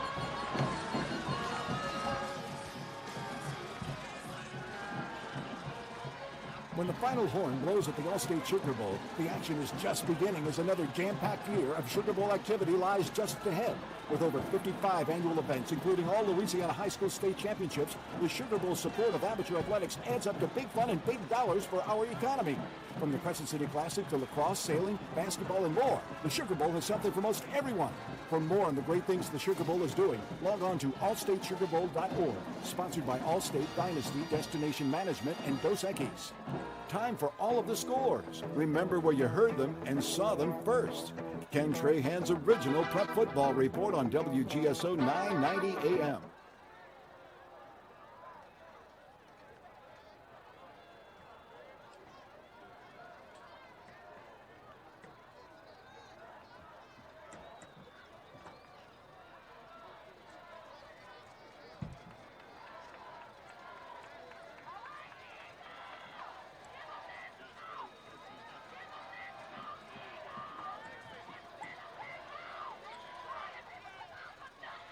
All right, the second half's about to begin here.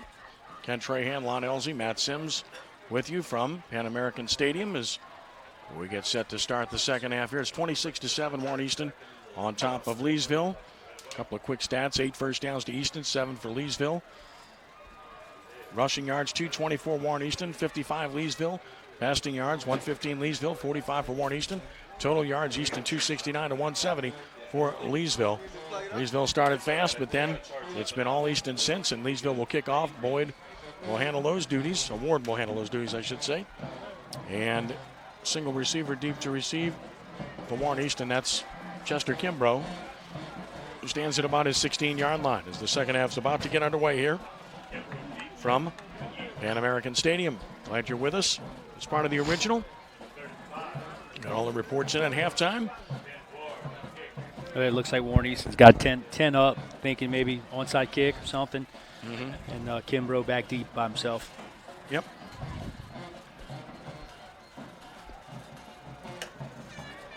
A great decision by Coach Phillips. You know, you got to be expecting everything, and you got a guy back there who can chase that ball down if they do kick it deep and get something that he needs to get it off your goal line. Yeah, they just need to get the ball secured And there's a bouncing ball down the middle. And they're going to have a flag down, I think, before the play ensued. Easton did catch it, but it'll be an offsides penalty. Dead ball penalty here will be 5 yards against Leesville to get it started. Not an onside kick, but a bouncing ball. I don't know if it was just a squib trying to fit it through a hole right there. I don't really think it was an onside. Just trying to get it as far down the field as you can and keep it out of the hands of.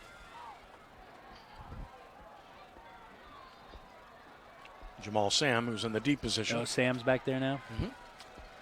Great player. Jamal, of course, with a really good future. UL Lafayette commit. Going to stand at about his 20 now. We'll see if they kick it deep or not here in this situation. Approaches it. He'll hit it high, but into the sky kick. Sky kick into the gap. It's on the ground and finally covered by Easton at about the 31-yard line. So they kept it out of the hands of the most dangerous players. Easton will still have pretty good field position to get it started as Jewel Holmes fell on the ball to secure it for Warren Easton and the Easton offense, which was very potent in the first half after a bit of a slow start. Back out there now with a chance to do some more damage. Up 26-7, and Lance Lazar will lead his team to the line of scrimmage in the first half. 8 carries, 63 yards and a touchdown. 5 of 8, 45 yards and a score. Clayton is in the backfield with him. Receivers split to either side. There's just a little toss left to Clayton with speed. Look out. He's at the 35, 40, 45, 50. Look at him motor. 40, 30, 20. Unbelievable speed. That is elite speed by Shady Clayton. There are no flags on the play. It's a touchdown. 69 yards on the first play of the second half. And the Eagles have extended the lead to 33-7. That's special speed, Lon. Yeah, I mean, not a very special play. I mean, just toss it to him from the set and let him go. And nice block by the left tackles, kind of setting the edge, and then they couldn't catch him. I mean, it wasn't like it was extremely well blocked play. He's just way faster than anybody else on the field. They will go for 2 here. And but the running back it is Jamal Sam who's the running back. And he'll get the carry running left and he'll score. So the 2-point conversion good.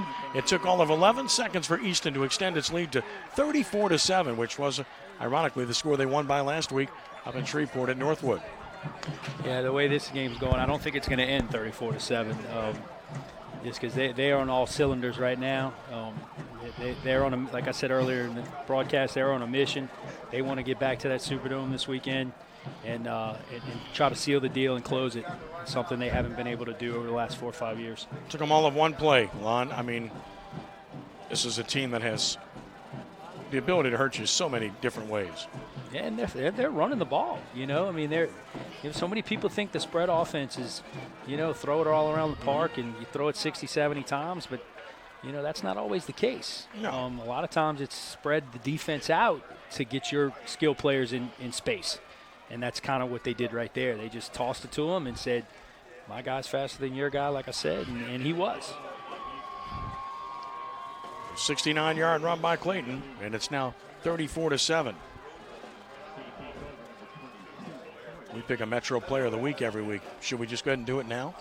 I mean, I don't know. They seem like they got a good one down there in Destrehan going, too, back and forth. Well, we've already picked 2 Destrehan players, including last week. All right, well. We picked John Emery last week. We picked Who's J.R. an LSU commit, too. If that's J.R. Blood about 4 weeks ago. Yeah, I mean, if LSU you get Emery and then they get this kid next year, I mean, that's 2 good ones going up to Baton Rouge.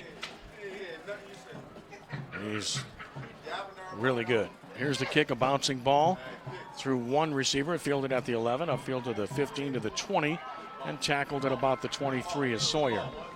So that's where Leesville will start its first possession of the second half. If you're Leesville right now, you got to stop this bleeding. And the only way you're going to do that is as Coach Phillips said to Matt at halftime, they need to control the football here. They need to run as much time off the clock, run the football, get positive yards. I would hate to say that this game is over, but it's looking pretty much like that at this point.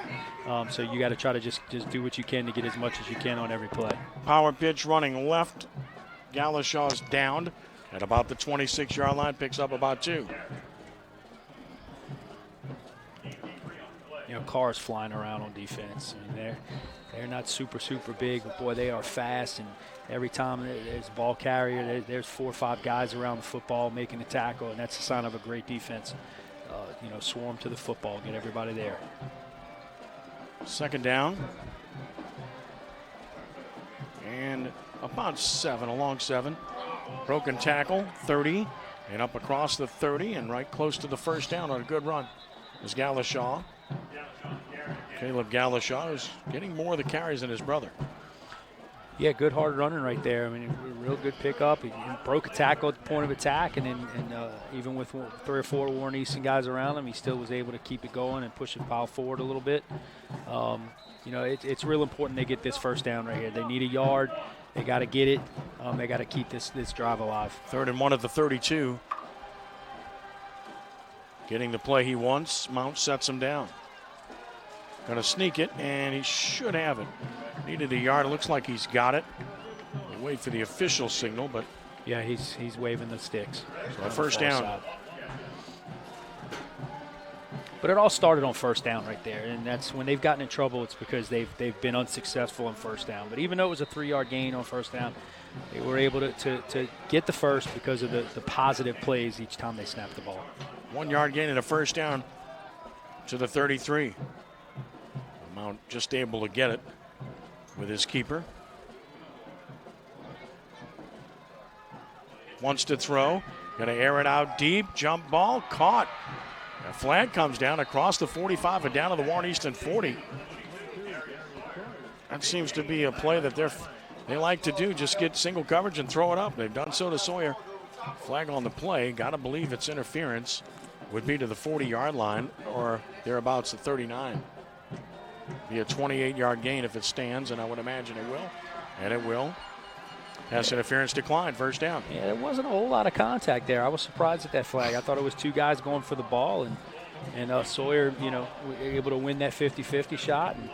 But as you see, they have some passing yards this year, Leesville, but their passing game's not very complicated. It's a lot of verticals, a lot of hitches, a lot of quick outs. Not real intricate. You see they rely on the running game because of it. 1st and 10 of the Warren Easton 39.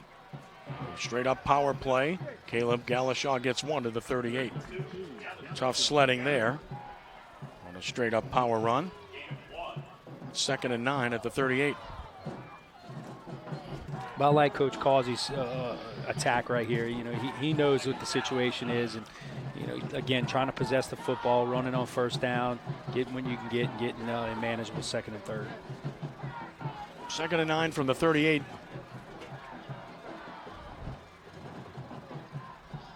Snap it, wants to throw it. Mount steps up, throws deep down the middle, and it's batted down. Beautiful coverage on the play. Pass knocked down for Warren Easton. Number 22, DeJuan Kennedy. Pass was intended for Noah Elaine, the tight end. Yeah, that could have been picked off pretty easily. I mean, he kind of threw that up. Again, just verticals down the field and throwing it up to your guy, hoping your guy wins the battle. But now you're in a bad situation here, 3rd and 9, and this is kind of where they've bogged down all night, right in this area. 3rd and 9, going to run the drop play to Deontay Galashaw. Broke a tackle, crosses the 30, and he'll get the first down. Still on his feet, 25-20. Now he fumbles the ball, but I think he got back on it. They did indeed, as it's recovered at about the 20-yard line. Recovered by the wide receiver, DeJuan Tolbert, to save the possession on a first down. There's a flag on the far side of the field. I don't know if it came late. We were watching that scrum at the ball. So would be a 19-yard gain if it stands. Really good run by Deontay Galashaw. Has been watching his brother get most of the carries. Long discussion by the Monroe crew. The flag was on the far side of the field.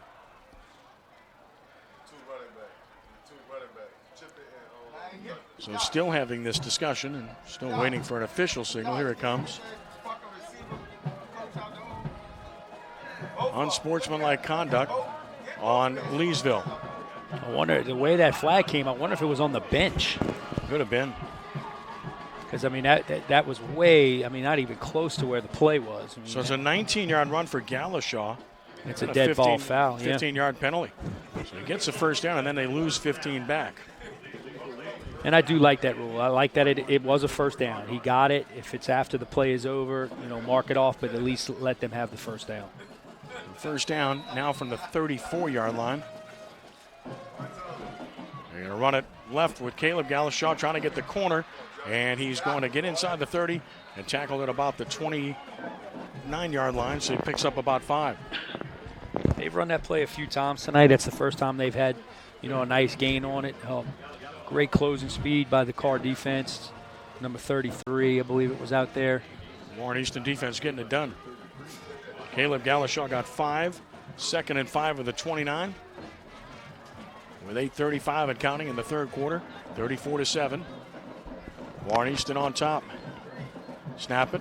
Run it inside, and boy, he's hit hard. Deontay Galashaw hit hard and driven back by number 58, Pat McCoy. McCoy has played well. Got a yard. It's 3rd and 4 at the 28. As we've seen tonight, I mean, this is certainly 4-down territory. They have 2 downs to get 4. I wouldn't be surprised to see him run it a couple of times, maybe a quick hitch, something to that effect, something safe, something short, and pick up that first. Half didn't end fast enough for Destrehan. Zachary scored again. It's 33-30 Zachary at the half. 3rd and 4. Snap it. Wants to throw a quick one outside and overshoots his receiver. Almost a backwards pass. Just at the marker of the line of scrimmage, but it's incomplete. It's 4th and 5. 4th and 4, rather. Just a poor throw. Real poor throw by the quarterback. I mean, if he puts the ball where it needs to be, it probably would have been a first down. Well, it was real close to being a backwards pass there. So it's 4th and 4, and they'll go for it at the 28. Motion right. Mount play fakes, wants to throw. Under pressure, he's ripped down and sacked. Sacked back at about the 35-yard line for Warren Easton by Niall Vincent. The 2nd sack of the game for Easton, and the Eagles take over on downs. Yeah, that was a one receiver route, play action pass.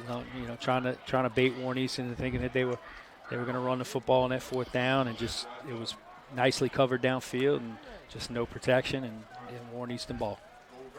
Easton takes over at its own 35 with 7:41 to play in the third, with a commanding 34-7 lead.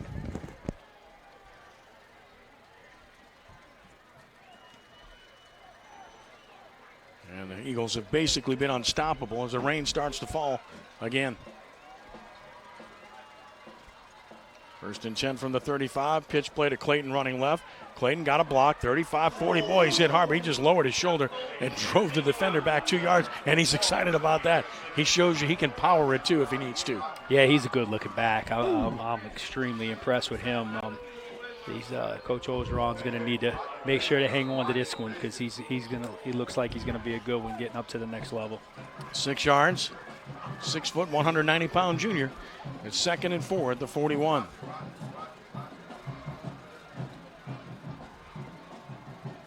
Snap it. Play fakes. Lejeune now in trouble. Is chased. He now looks. He throws down the field, and it's caught. And inside territory of the Wampus Cats. Let's see where they mark it. Pass was caught for a first down.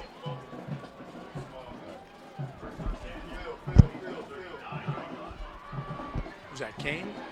It's Kane. That was Kane. Kane caught it? Kane caught it, just making sure. To about the 38-yard line, hard to see with the rain falling. Here's a run left. Clayton's got room. He makes a cut. He's inside the 25 and down about the 23. Yeah, Warren Easton's just flexing its muscles right now. I mean, they're really starting to take control of this game. No matter what Leesville's doing, is just they've got an answer to it, and their athletes making plays. 15 yards there and a first down. At 251 yards now is Clayton. What a game he's having. On first down.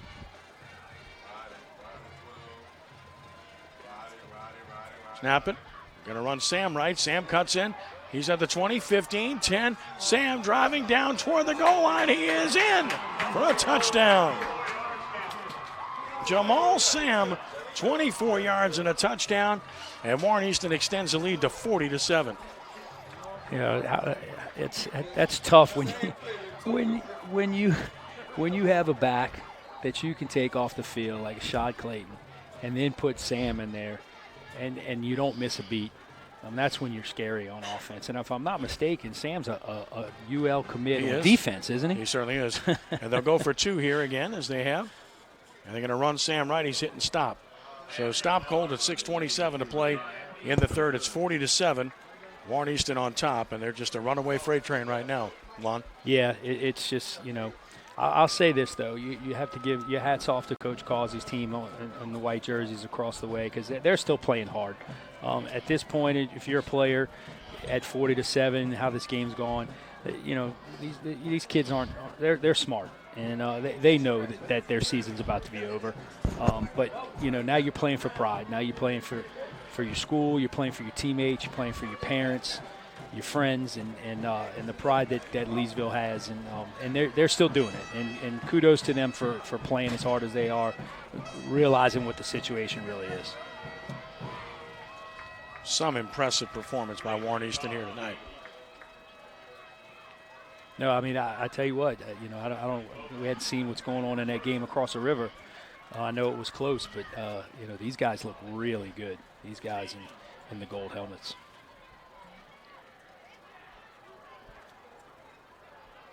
And again, we'll get all the scores at the end of the third quarter from the original. Stay tuned for that. You can go to CrescentCitySports.com to check out all the scores anytime throughout the course of the night. Warren Easton up 40-7. The kickoff, sailing deep to about the 13, upfield to the 20. 25, Tolbert.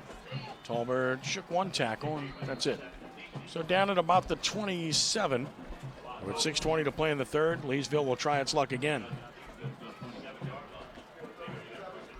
And right now they're just trying to figure out what to run at this point, right? Well, I think your objective is the same, just like you did the last series. You want to possess the ball as long as you can. You want to get positive yards on plays. You certainly don't want to give it back to Warren Easton any sooner than you have to.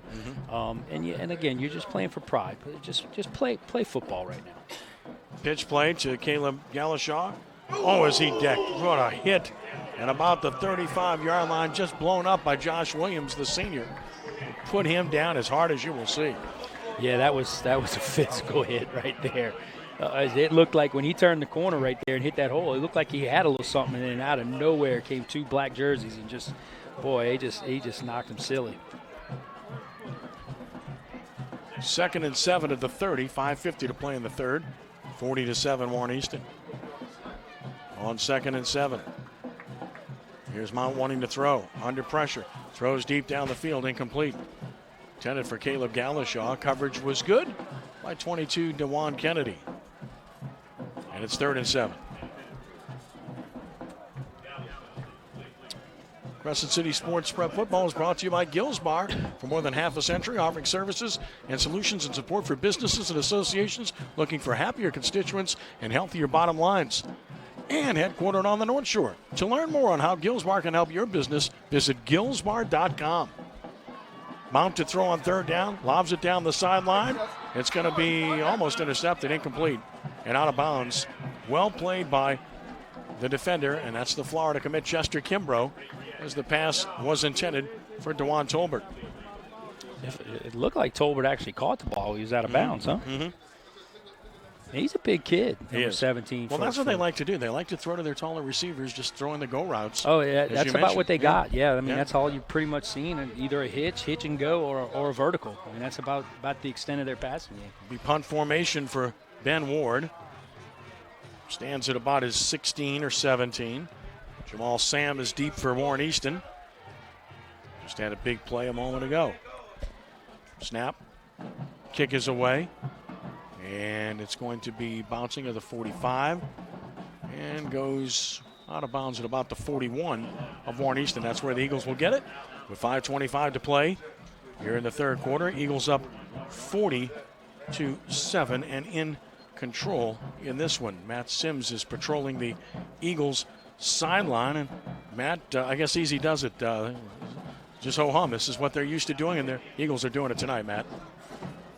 Yeah, I mean, this is business as usual for these guys. The excitement that they had at the start of the game has really kind of gone away because for them, this is what they came here and they felt like they were going to do. I got to imagine as we get into the fourth quarter and they start getting closer to being on their way to the Dome, we'll see that energy come back. On 1st and 10, going to run Clayton inside, picks his way through one tackle and another and gets about 7 or 8 yards. Good run by Clayton as he gets up to about the 49, a gain of 8, 2nd and 2. Yeah, and I think the biggest challenge for Coach Phillips right now is when do you start substituting? You know, when do you start putting some other players in, because you do have another game and you got some guys that you do not want to get hurt tonight. You know, especially slippery field, anything can happen, non-contact injury. You know, you really have to manage that and start thinking about that if you Coach Phillips on the sideline. 2nd and 2 at the 49 in their own territory, the Eagles. Here's Lazar taking the snap. Gives to Clayton, running right. He's hitting the backfield. Shook one, shook another. Oh, my. And he gets a first down somehow. What a run. All the way to the 45 of Leesville. I mean, he was absolutely stopped cold, and he somehow got 6 yards and a first down. But what you see out of him, and I like what I see with him as a runner, he's real patient. You know, he on that play, it's a wide play. It's kind of like a stretch play from the gun, and he just kind of waits. But when he has to turn it on, he's got that next gear that he can just go and just put it into overdrive. He comes out now, and Sam is in. 1st and 10 at the Leesville 45 with 4:25 to play in the third. And they're going to run it left with Sam. He fumbles the ball. And I think Clayton was able to get on it. And he was, but a loss back to about the 49-yard line, a loss of 4. Yeah, that's that kind of power read, long ride stretch play that they've been running. Just mesh was a little off. So loss 4. It's going to be 2nd and 14 at the 49. As we hit the 4-minute mark, and we'll get a stoppage and play. Timeout Warren Easton with 4 minutes to play in the third. And again, it's 40-7. Warren Easton in command here of this one. And, of course, the winner will play the state championship 3:30 a week from tomorrow, a week from Saturday, in the Mercedes-Benz Superdome. And they'll play the winner of Endicott and Neville. Endicott has scored again. They lead 19-7 over Neville in the third quarter. So that one's a long way from over, but the rematch everybody's been dreaming of and hoping for is drawing a little bit closer. I mean, that's what they've been saying since August, that it was going to be the Carr Cougars and the Warren Easton Eagles, and that's what I've been hearing since day one of August camp. So got one number 1 seed that's down in the fourth quarter. Sterlington up on number 1 seed Iota in 3-8, 21-12. And now Clayton comes back in as the rain comes down again on the 49-yard line. Been that kind of night. Pretty steady now. 2nd down and 14 from the 49. Lance Lejeune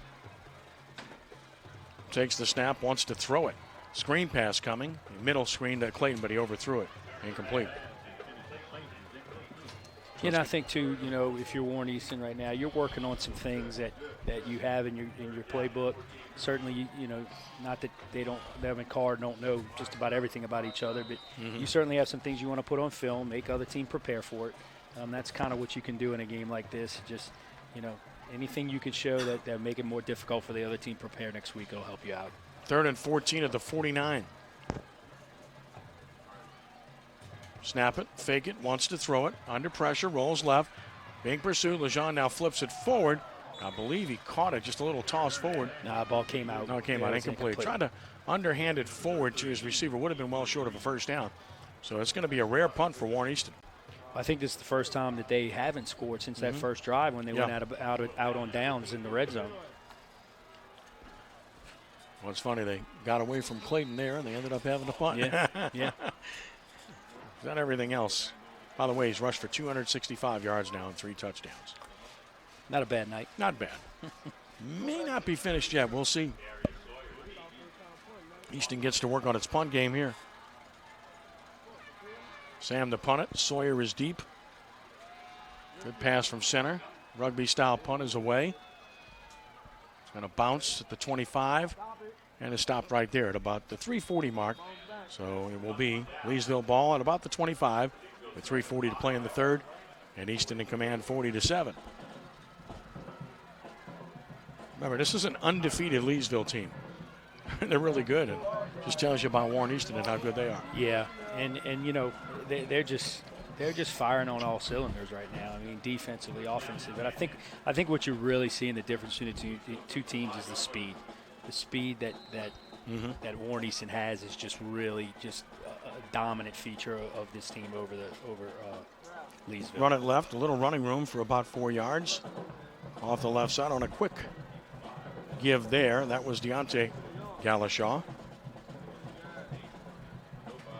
And the thing is, when you come into a game like this with a team that has this kind of speed, you can't replicate that in practice. You don't have a scout team. You don't have players that can show you that in practice. So when you get to it in a real game, it's really just so much faster than you could ever have expected it to be. 5 yards to the 30 on that carry, makes it 2nd and 5. As we approach 3 minutes to play in the third quarter. Here's a power pitch left, and another good hit will stop him short of the first down. A pickup of about 3 yards, as that was Darius Sawyer on the carry.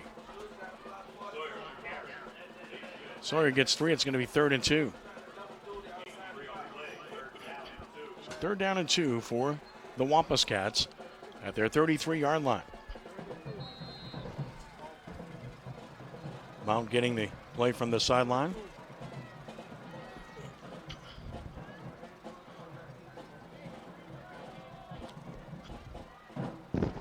Wide side, right side of the field.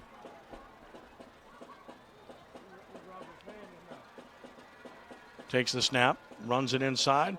First down and more, running through tackles beautifully. Heck of a run. Deontay Galashaw across the 45 to the 47, picks up 14 tough yards and a first down. Yeah, that's a good hard run. I mean, he's got almost 1,400 yards coming in, in the season, coming in this game. So, I mean, he can run the football, and that was just good hard running. Nice inside on a 3rd down play. And, it's good to see him again, like I mentioned earlier, just playing hard, playing physical football, and what you want to see out of a team. We approach 2 minutes to play in the third, 1st and 10 at the 47. They run Deontay Galashaw left. This time he's hit hard. Stood up after a 2-yard gain and driven back. So Galashaw gets 2. You had a little motion up at the top of the formation by Leesville. I looked over at the official on the sideline. He reached to grab the flag, and then he just said, you know what, I'm going to let it go. I'm gonna let it It's go. 40-7, 1:30 in the third quarter. It's raining. We got a 5-hour drive home. 2nd and 8 at the 49.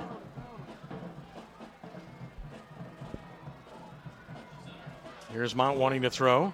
Mount has time. He's going to throw deep again down the field into double coverage, and that's interference. No doubt interference That there. was Sam. So hit the receiver early. That's going to cost Easton 15 yards. Yeah, Sam just came over the top. He was trying to make a play, just got a little bit too aggressive on it. I think he could have just stood there, and I don't think the ball would have been caught anyway. No.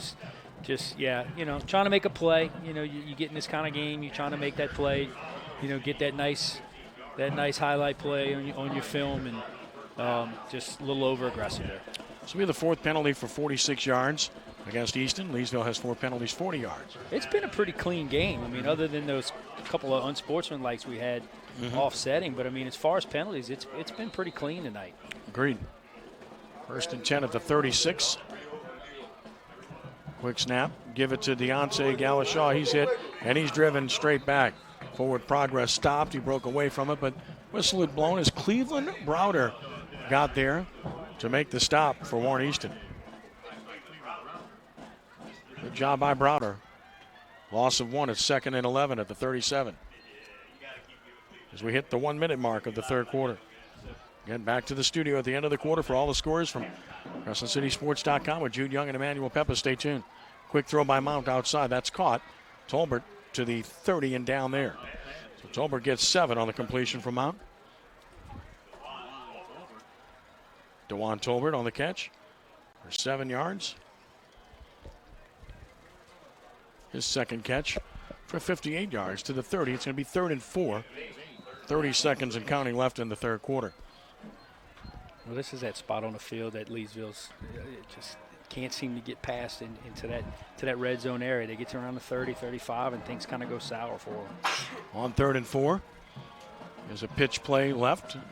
Good running room, and he's got a first down and more. Caleb Galashaw rambles down about the 22. Good opening there, and about 8 yards and a first down. With 8 seconds to play in the quarter, that might be the end. Stay tuned. Well blocked play, well executed. They've had some success with that toss play, but I tell you, Jamal Sam he comes down that hill out of nowhere, make that tackle right there. He's a good-looking athlete. And again, like you said, he's a DB, but man, he comes in and plays running back, catch the football. I mean, he's a guy that Florida's going to be. Oh no, he's UL, right? Yeah. UL commit. Yeah, be happy to get him. We have an injury on the play, so clock stopped with 8 seconds to play in the third quarter. It's a Warren Easton player who gets up limping. That's not what they want to see at this stage. Getting some help as he gets up and limping is Ramon Stevens. Ramon Stevens will come to the sideline. We'll get Matt Sims to check on his status. He's walking better now. That's good, but we'll make sure that Stevens is okay and get a report from Matt. Yeah, when you have something like that happen, even though it might be minor, might not be big a deal, at that point, if you're Coach Phillips, you go, you know what, you're done for the night. We'll put somebody else out there. There's no reason to risk it. And like I said, it's getting to that point where the car staff's going to – you don't want to wholesale. You don't want to put 11 new guys out there because it could get a little messy. But you certainly want to start picking and choosing who you want to get out of the game and rest them for next weekend. And that's the end of the third quarter. So at the end of 3 quarters, our score is Warren Easton 40, Leesville 7. Back to the studio for all the scores from CrescentCitySports.com with Jude Young and Manny Peppis. Take it away, guys. Just Jude Young here tonight, and some scores to catch you up on, including Class 1A at Tainsville 14, Kentwood 6 early in the third quarter. Oak Grove in control late third against West St. John, up 24-0 in 2A. It's a meet 31, Faraday 6. And Welsh 28, Manny 21 in the fourth quarter now of that one. Eunice blanking Kaplan in the fourth quarter in the 3A bracket, 19-0.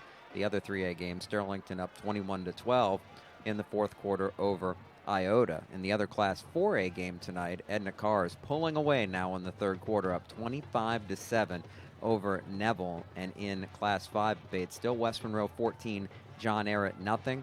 And in the third quarter, both of these games in 5A, Destrehan retakes the lead against Zachary, 36-33. And again, I don't think they're done scoring there.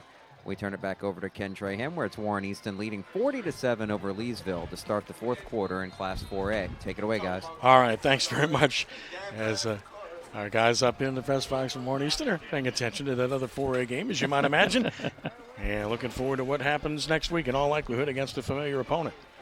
It's 40-7 in favor of Warren Easton as the fourth quarter starts in the rain here at Pan Am.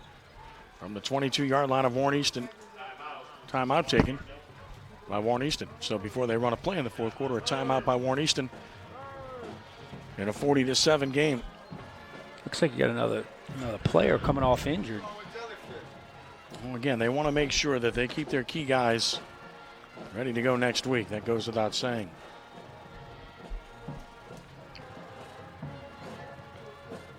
If it doesn't get another carry in this game, Rashad Clayton has 14 carries for 265 yards and 3 touchdowns. It's almost 20 yards a carry. Is that all?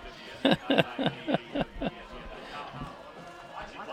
about that Destrehan-Ehret game? I mean, Destrehan-Zachary. It's still going back and forth? Unbelievable. Yeah, well, Destrehan just scored 37-33. 37-33. And counting. First to 60, right? That's what it was. It's almost what it was in that Country Day Catholic New Iberia game last Saturday. Well, it was 57, 54. Catholic had them like outmanned, and yet if Country Day doesn't get a hold on a touchdown run, they probably win the game. Yeah. 1st and 10 at the 22. Here's Mount wanting to throw another deep ball toward the end zone. Ball slipped out of his hand. It was incomplete as it's not close to the receiver. Yeah. Getting tougher to see with the rain on the windows here, and it's gotten more steady as the night goes on, and that's what we kind of expected. No doubt. 2nd and 10 at the 22. Of course, the incomplete passes will stop the clock. And that's about the 3rd or 4th time they run that hitch and go. That's one of those plays. Once, maybe twice, but you try to run it 4 times, it's just not going to happen. And they're trying to run the sprint draw, but a flag stop play before the play even got started. They're kind of running out of plays to call. We've seen these plays a lot. Yeah. It's an offsides on Warren Easton. Dead ball penalty. So a 5-yard penalty to the 17. That'll be the 5th penalty for 51 yards on the Eagles. So it's now 2nd and 5 at the 17. This quarter started very slowly, just 8 seconds have elapsed. We had a timeout and then 2 slow plays. Here's Mount. Fakes it, heavy pressure, throws over middle, tipped and incomplete. A little high for his receiver and fell incomplete. It's 3rd and 5. I tell you, that was a well-designed play. Poorly executed, but well-designed. I liked off the jet sweep, and then kind of a little middle screen right there. And if he could have completed, he had a convoy of linemen out in front of him. Might have been able to put it in the end zone, but it's just a little high, a little bit too much juice on the ball, and just went right through his hands, especially in this rain tonight. He's only completed 7 of 20 passes, but for 150 yards. So they've hit some big plays in the passing game, just not enough connections overall. 3rd and 5, power pitch, running right, cut Good back, cut. Galashaw, nice cut. Galashaw to the 15, 10 to the 5, and he's going to be stopped by Sam there, but a 1st and goal on a really good run by Caleb Galashaw. 12 yards and a 1st and goal. Nice cut right there. Good acceleration. I tell you what, Carr's still ripping at that football, man. They had about 3 guys there, and one of them just was trying to rip that football out. And that's, you like to see that as a defensive team and how they're coached. And, get one guy secure the tackle, next guy, try to force that turnover, because we all know how turnovers just can change the game tremendously. 1st and goal from the 5. Caleb Galashaw, the deep back. Deontay Galashaw, the up back. Mount with a strong left formation. Takes the snap, will sneak it with a push from behind. He'll get to about the 3. Mount picks up a couple. It'll be 2nd and goal.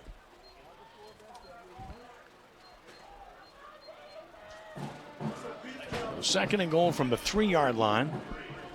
Easton substituting here. Yeah, they put some big jumbo package they in. put some big bodies up there, anticipating another quarterback sneak. Not only is he sneaking, but they're pushing him from behind. Yeah, which is something they never call, by the way. No, at any level anymore. You can push the pile. You're not supposed to push the runner, but again, you never see that call. And sometimes they even pull them, pull them from the front. 2nd and goal at the 3. Mounted shotgun.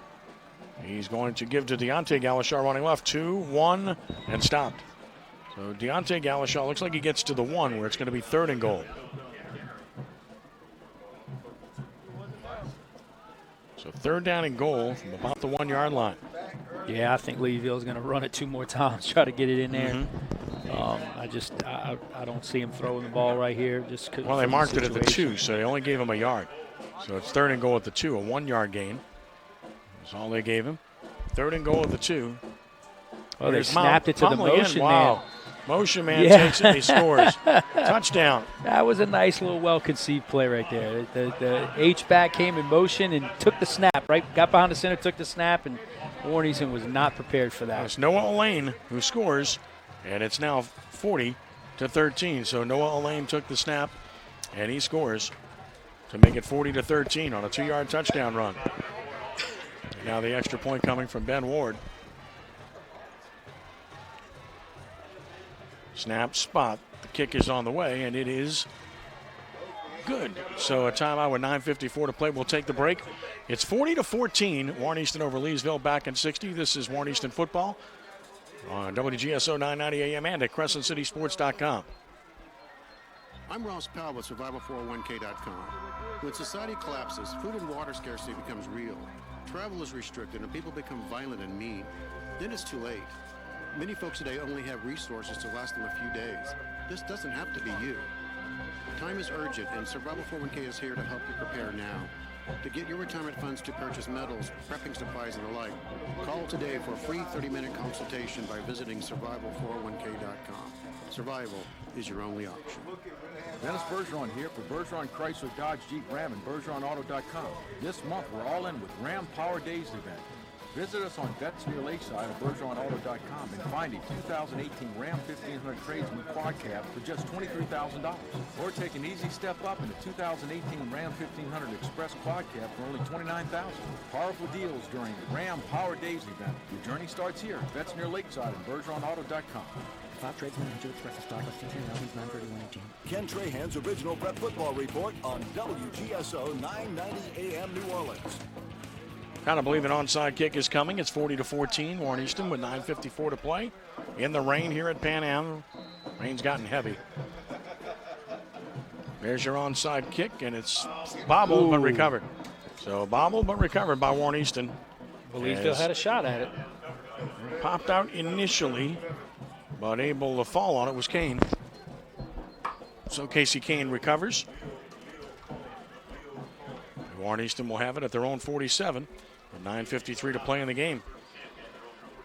Easton's such a quick strike team. They'd like to have a long possession here and kind of run some clock, but they're not built that way with their big playability, right? Yeah. I tell you what, I just noticed this. Mm-hmm. When Easton gets in the huddle, they all have their arms around each other. That's really impressive, man. They do have a new running back in the game. That's Dahamari London, who's in for the first time. London will be the running back.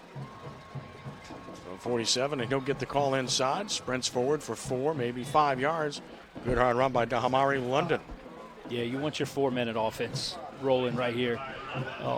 Try to take as much clock as you can. Gain of 5 for Dahamari London. To the 48 of Leesville, 2nd and 5. Rain coming down pretty solidly here. Yeah, it's the worst rain we've seen tonight. From the 48, and a snap gets away from Lejean. He's loose. He still can't get it, and he finally does. Big loss on the muff back at about the 38-yard line. That's a loss of about 12 or 13 yards. Yeah, I think you got to get him out of the game. You're going to mark it to the 39. He's still down. A loss of 9. That's... Man, you don't want to see that.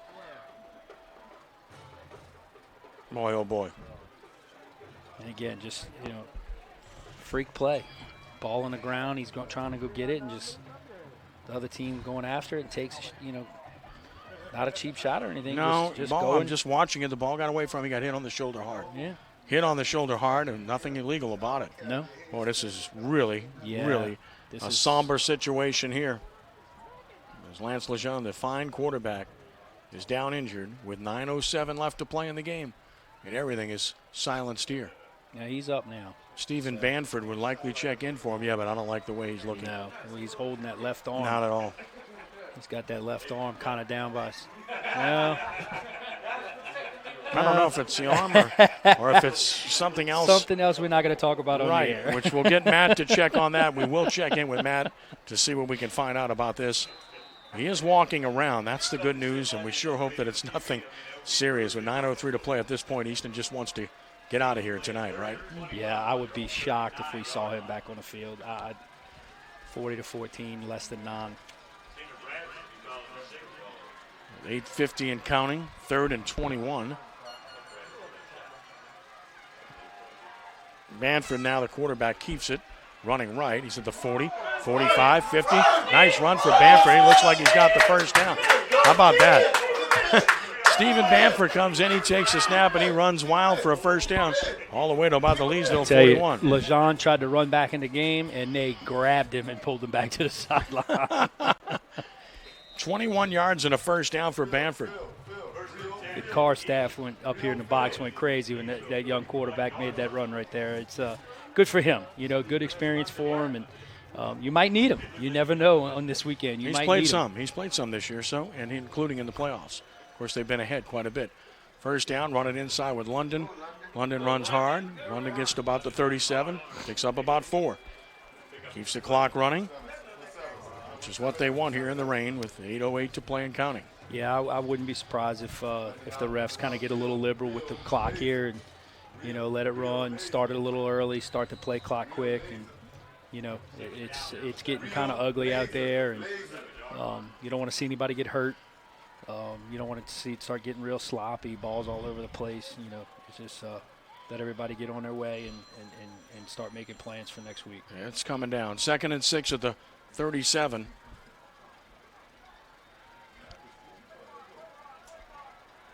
Banford, the snap. Runs Sam to the left. He's got some room. 35-30, 25-20, 15-10, 5. Touchdown, Warren Easton. 37 yards. Jamal Sam And the Easton Eagles now lead at 46-14. Yeah, they just have no answer for it. They've killed Leesville on that play. It's just a wide zone, outside zone with a read on it. The quarterback has the ability to pull it and duck it up inside, and they've gotten to the edge and every time, and it's been a huge play for them tonight. Well executed. Go for two, and for the quarterback, Sam in the backfield. Snap it, run Sam to the left, bounces it outside, and he won't get there. So 7:23 left, and Warren Easton now leads it 46-14. So, embarrassment of riches, right? They have so many good players. Yeah, and just doing a little research before the game, I mean, they lost a lot of good players from last year's team, and it just showed you the depth and the talent they have. I mean, they had a bunch of kids signed from last year's team, a lot of big playmakers, and both on the line and receiver-wise, and running back, and but the quarterback makes it go, and he's tagged as one of the best in the state, if not the country, at that position, and he's shown it tonight the way he's played, and, both with his arm a little bit, and with his legs and his decision making. It looks like it's going to be Carr and Warren Easton. That ought to be a heck of a football game. Somewhat of a backyard brawl between two schools that have played each other a lot over the last few years, and sometimes twice a year over the last 4 or 5 years. So looking forward to that matchup. 46-14. Kentwood has tied Haynesville 14-14. What a battle that is from two traditional powers. Is that up in Haynesville? Oh, yeah. In 1A. Keep you posted. So 46-14 here, kickoff coming. With 7:23 left to play in the game.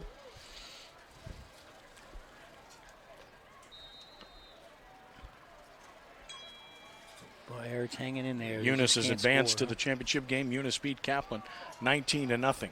Here's the kickoff down the middle. It's bobbled, picked up by Tolbert at the 15, running left to the 20, and he's tackled right there. His gang tackle, and there's a flag comes down as well. Zachary pulling away from Destrehan, 54-36 in that game. And now Carr's lead over Neville is 25-13 in the fourth quarter. Can't really, it's a penalty against Leesville. We know that. I'm blocked out by coach standing in front of him, so I can't see around him. So, unfortunately, well, it'll be a 10-yard penalty. We know that. The rain really falls hard here. With 7:16 to play. And we'll see where they end up marking it. It's back at the 10-yard line with 7:15 to play. We'll check in with Matt after this play if he can manage to get a mic out in these conditions. Going to run it inside, 5-6 yards, maybe 7. Straight up the middle. That's Deontay Galashaw. Okay, Matt, if you can hear me and you can use a microphone, tell us what's going on with injuries, my friend. All right, yeah, guys, I got an update from Lance Lejeune. Apparently on that fumble, he was kicked in the family jewel by the Leesville player. So he's walking a little bit funny, but he's going to be okay probably in an hour or so. Right, Matt. Well described. Yeah, good job, Matt. And here's a run outside. Had a runner a pass just now. I couldn't even see. As they got it to 17. You got a Warren Easton Kentrell player Boyd hurt back here behind the play, too. So now we got an injured Warren Easton player in the field. Boyd got up to about the 35-yard line. And we'll check the injury. So let's see what happens. Yeah, it was a run by Boyd. So he made a good run. And there's an injury on the field for Warren Easton. That's the only problem right now for Easton is a lot of guys going down here in the fourth quarter. It's the last thing they want to have happen in a game that's totally under control. The run was up to the 37-yard line, and we'll check the injured player. That's a 20-yard run and a first down for DeJuan Tolbert. And the injured player still down. Again, Leesville has played hard tonight. They just, unfortunately, don't have the personnel. Yeah, they're out, man, from a skill position. You know, I mean, You can see there's many opportunities they've had, especially on the defensive side, where they've had guys in position to make tackles and make plays, and the car players are just faster than they are, and the angles didn't matter. And again, you can't practice against that. And when you see that kind of stuff, it's tough. That's Chester Kimbrough. Oh, that's not good. So, and he's walking. They were looking at his ankle. It looked like he's limping. Yeah, he's pretty limping. Good. Do not like seeing this. That's it's a tough position to be in. You don't want it to get ugly, but you certainly don't want your good players to be in a bad position. And that's going to hurt them if this is anything significant. That's going to hurt them this weekend in the Dome, because he's such an an impact important player. Yeah. Oh gosh. From a return standpoint, from a defensive standpoint, and they can use him on offense also if they had to. And we'll get Matt to check that out and report on it as well. That's the looks like his Florida left ankle. commit. Really good player. So it will be 1st and 10 at the 37 when play resumes. I think at this point both teams want this thing probably to end, but it's taken forever because of injuries that keep slowing things down here. Now the clock will start with 6:40 to play, and Mount wants to throw. He's going to throw deep down the field to nobody, incomplete. The closest man to the ball was a defender. Well covered by Warren Easton and DeQuan Alexander. Pass intended for Sawyer. Falls harmlessly to the turf. 2nd and 10. 6:34 to play. Yeah, I'm kind of surprised Leesville's still throwing the ball. I mean, it just I understand competing, but I mean, yeah, but get into your four-man sure. offense. Let's go. There's no reason you need to be throwing it. Now the ball is on the ground, and they're going to scoop it. Scoop and score. Maybe recover. Tackled at the 15. So the big man recovers the fumble by Mount and returns it to the 15. Raymond Williams comes up with it as a first turnover of the game by either team, and Williams comes up with it. But again, why does that happen? Because you're dropping back and throwing the ball down, 32 with 6 minutes to go in the game. You just hand it off, run the clock. I get it. It's some of the decision making down the stretch here is just, Yeah, I mean, you don't want to question them. They're here in the semifinals, I hear you. but at the same time, we just need to. First turnover of the game, and comes off of the sack, the 3rd sack of the game for Warren Easton. And Raymond Williams comes up with it, and he's got Warren Easton threatening again down at the 14-yard line with 6:24 to play.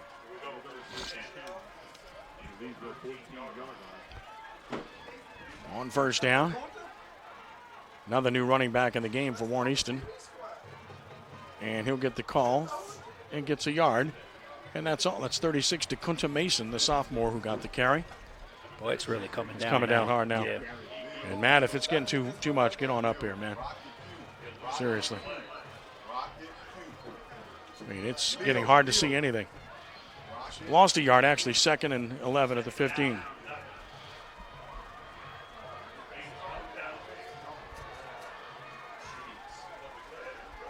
So 2nd and 11. You kind of wish they could stop it now, don't you? The way this is really getting nasty. It is absolutely pouring out there. Snap it, wants to run it right, does Banford. To the sideline, he'll get hit and driven out of bounds. That'll stop the clock with 5:37 left. I don't think that's what they wanted to do. Stops the clock momentarily, but now they run it. Yeah, and that's a good call by the officials. I mean, it's just pouring. You need to just let it go. Agreed. There's no reason that you need to stop it, even if they're out of bounds. Loss of 2 to the 17. It's 3rd and 13. In a driving rain. And again, Matt, you can get up here if it's too much to handle, buddy. 3rd and 13, snap it. Run it inside. And breaking a tackle, he might score. And he will. What a run. Just breaking a tackle with what looked like nothing was done. Hamari London, and he scores a touchdown. And it's now 52 to 14.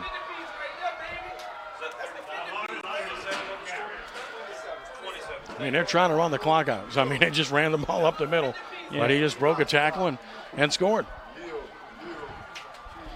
And it's 52 to 14. They haven't changed the scoreboard yet. Now they did. And again, Easton's been going for 2 throughout. Would expect that to be the case here.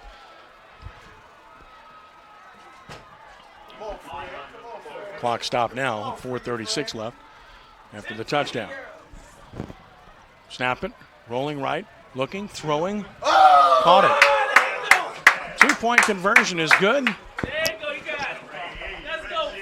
It's 54-14. I'll try to get the number. I couldn't see it. I was blocked out completely. So 54-14. So I'll get it. All right, so it's number 88 caught it. So that's Fred Shields who caught it to make it 54-14.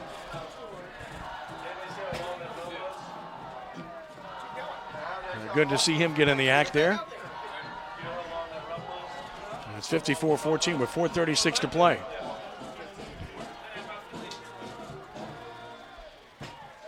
And Warren Easton tacks on more. Yeah, no intent there whatsoever. They're just trying to run the clock. But popped out of the pack. And scored did London. Give him a lot of credit. And, you put these young guys in, and they want to get their name in the paper too. So they're going to be running hard. They want to get their name on CrescentCitySports.com. That's where they want to get their name. Paper? Does that even exist anymore? I'm showing my age there, Ken. I'm showing my age. Hello. So 4:36 to play in the game, 54-14. And we'll get a kickoff here. I mean, it is dastardly out there now.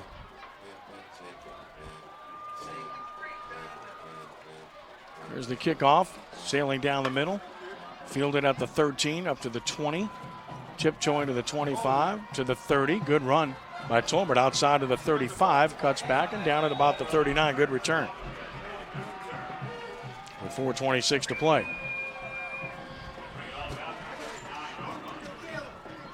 Sprained ankle. Okay. Figured as much. Yeah. Sprained ankle for Chester Kimbrough, as we surmised.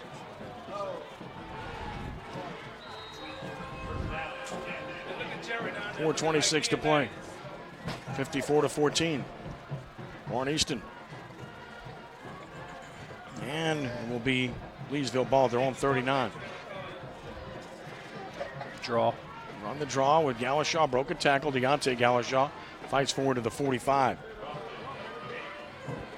These Galashaw brothers are tough runners, aren't they? Yeah, they're good players, and they have the yards back. Like I said, I think combined, you said over 2,000 on the season, and it shows. They're hard runners. They're not overly big, not overly fast, but I tell you what, they get the job done. I want to thank Robert Causey. Class Act really helped us this week to prepare for the game. He's a very fine coach with an outstanding program at Leesville. They were undefeated coming into this game. Really good year. Here's a good run, wide open up the middle. 45-40, 35 and inside the 30 and down about the 29. That's Deontay Galashaw with a big run and a first down. Well, you got Carr's got some subs in. And Warren Easton. I apologize. Warren Easton's got some subs in, so, not surprising you see that. That puts Deontay Galashaw over 100 yards. Leesville playing hard still. Sprint draw. Cuts inside and gets 2. Saw a gain of a couple on this play. That's Deontay Galashaw again. 2 yards to the 26. All right, second down. And 8 yards to go. 3:20 to play. And we get whistles here.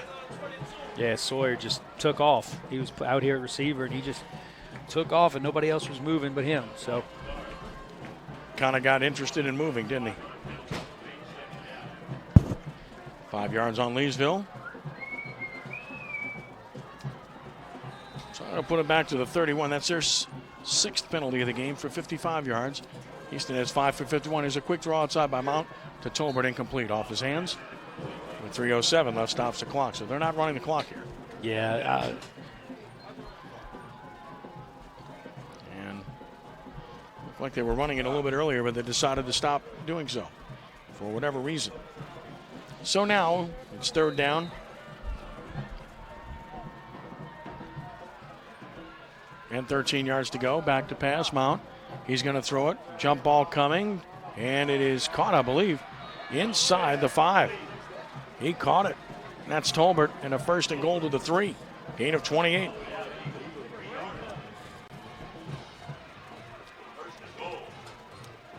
So Leesville knocking on the door with a 28-yard pass from Mount to Tolbert.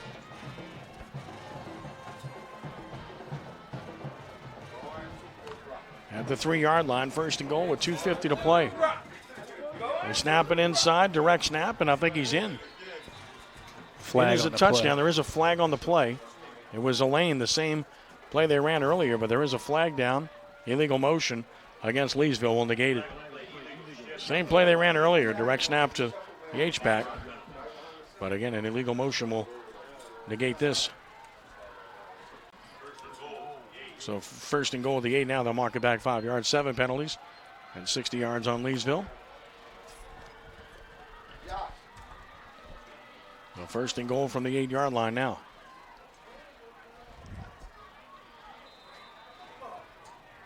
Actually spotted at the 9 to be precise. 2:40 and counting now. Going to run it inside left, and this time denied. Nothing happening here for Galashaw.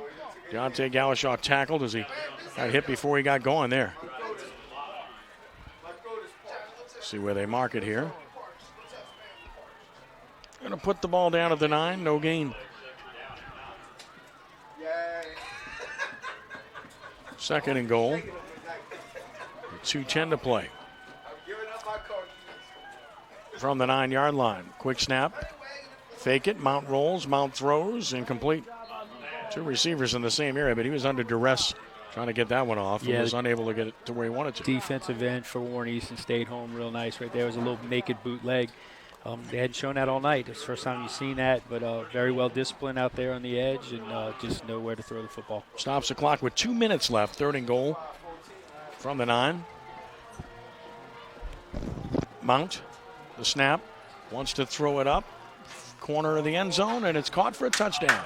No, he dropped it. No, he dropped it. Didn't catch it. Okay, he had it and dropped Yeah, it. got his hands on it. Sawyer Just- couldn't hold it. So incomplete. Unable to hold on. And it's fourth and goal with 1:55 left. Again, a reminder when this one's over, back to the studio for the original. Rowan Les standing by. And, of course, we'll have live reports from the other games. Plenty of time for that coming up. They'll have analysis, all the scores as well. And then analysis from around the state in the 10 o'clock hour. Last gasp here for Leesville. Fourth and goal at the 9-yard line. With 1:55 left. Snap it. Mount's going to throw the fade again. And this is going to carry out of bounds. So never gave him a chance. He was double covered anyway. And Warren Easton gets the stop, and now they can kneel it out. With 1:50 to play, Eagles in command are going to win this one. It's 54-14 right now. Matt went back out, didn't he? Looks like did, it. So we'll try to get the coach, Coach Phillips. And no, he didn't go back out. I'm sorry. He did not. Understandably so with this weather. So with 1:50 to play, Warren Easton takes over at the 9.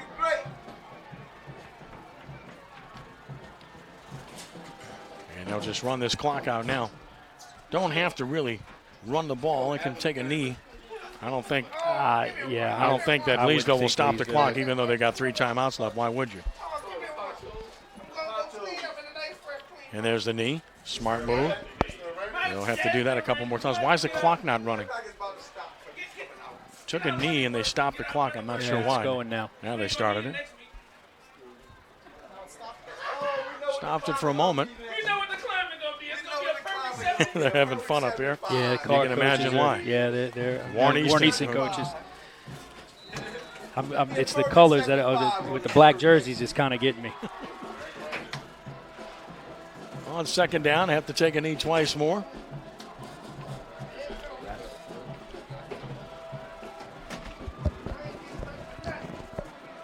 Just letting the play clock run down as low as it can. It's at 5 seconds now. 4, 3.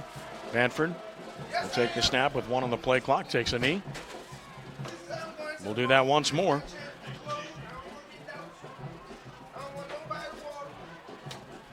No need to start that play clock yet. We're under a minute to play in the game, 58 seconds and counting. And they haven't started the play clock, so they ought to be able to expire the game here on this snap. And they can. So this will be the last snap of the game for Warren Easton. They're going to win this game 54-14. We will not talk to the coach because of the weather.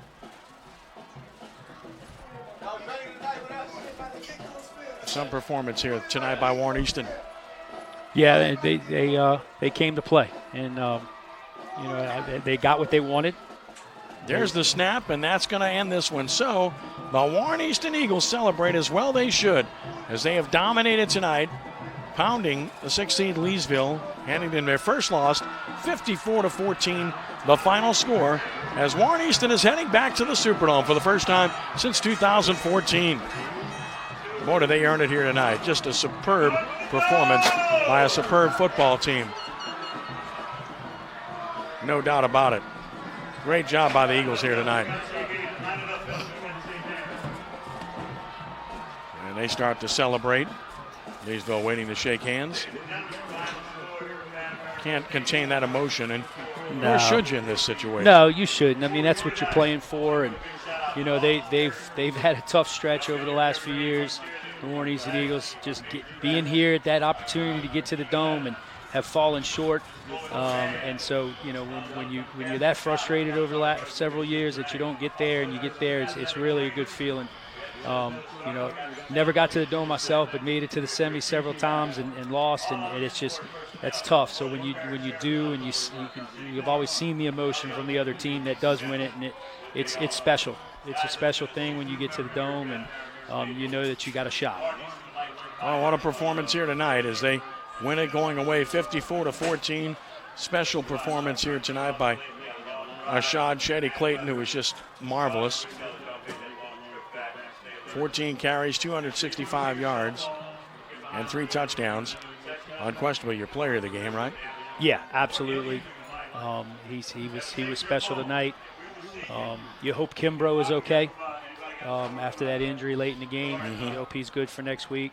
And hats off to the Leesville Wampus Cats. They had a great year. Just ran into a buzzsaw down here in New Orleans, and we wish them a safe trip back to Leesville. So again, Clayton, 14 carries, 265 yards, 3 touchdowns here tonight. Lance Lejeune rushed for 63 yards on 9 carries with a touchdown, and he completed 6 of 11 passes for 65 yards and another score.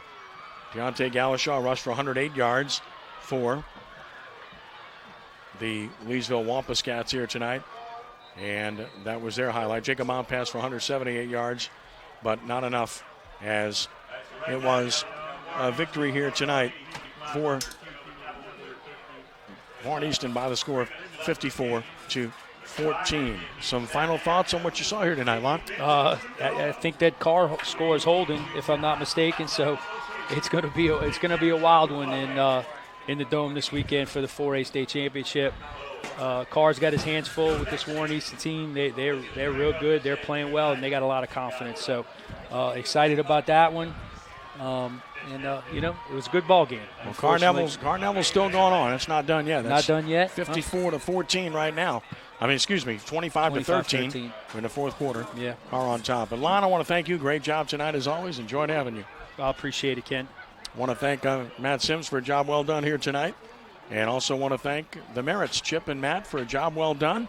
Back in the studio, Rudy Dixon, Darrell Ashley, and Jude Young's waiting there. And also Will Brown and Les East, they're standing by for the original with reports from all the games, analysis, and much more. So stay tuned for that. Once again, our final score from Pan American Stadium tonight was Warren Easton 54 and Leesville 14. Now, this is Ken Trahan saying thank you for joining us and be a good sport. God bless you one and all. Stay tuned for the original, which is coming up next here on WGSO 990 AM. Now, this is Purchase Power. Premier Automotive Group's Power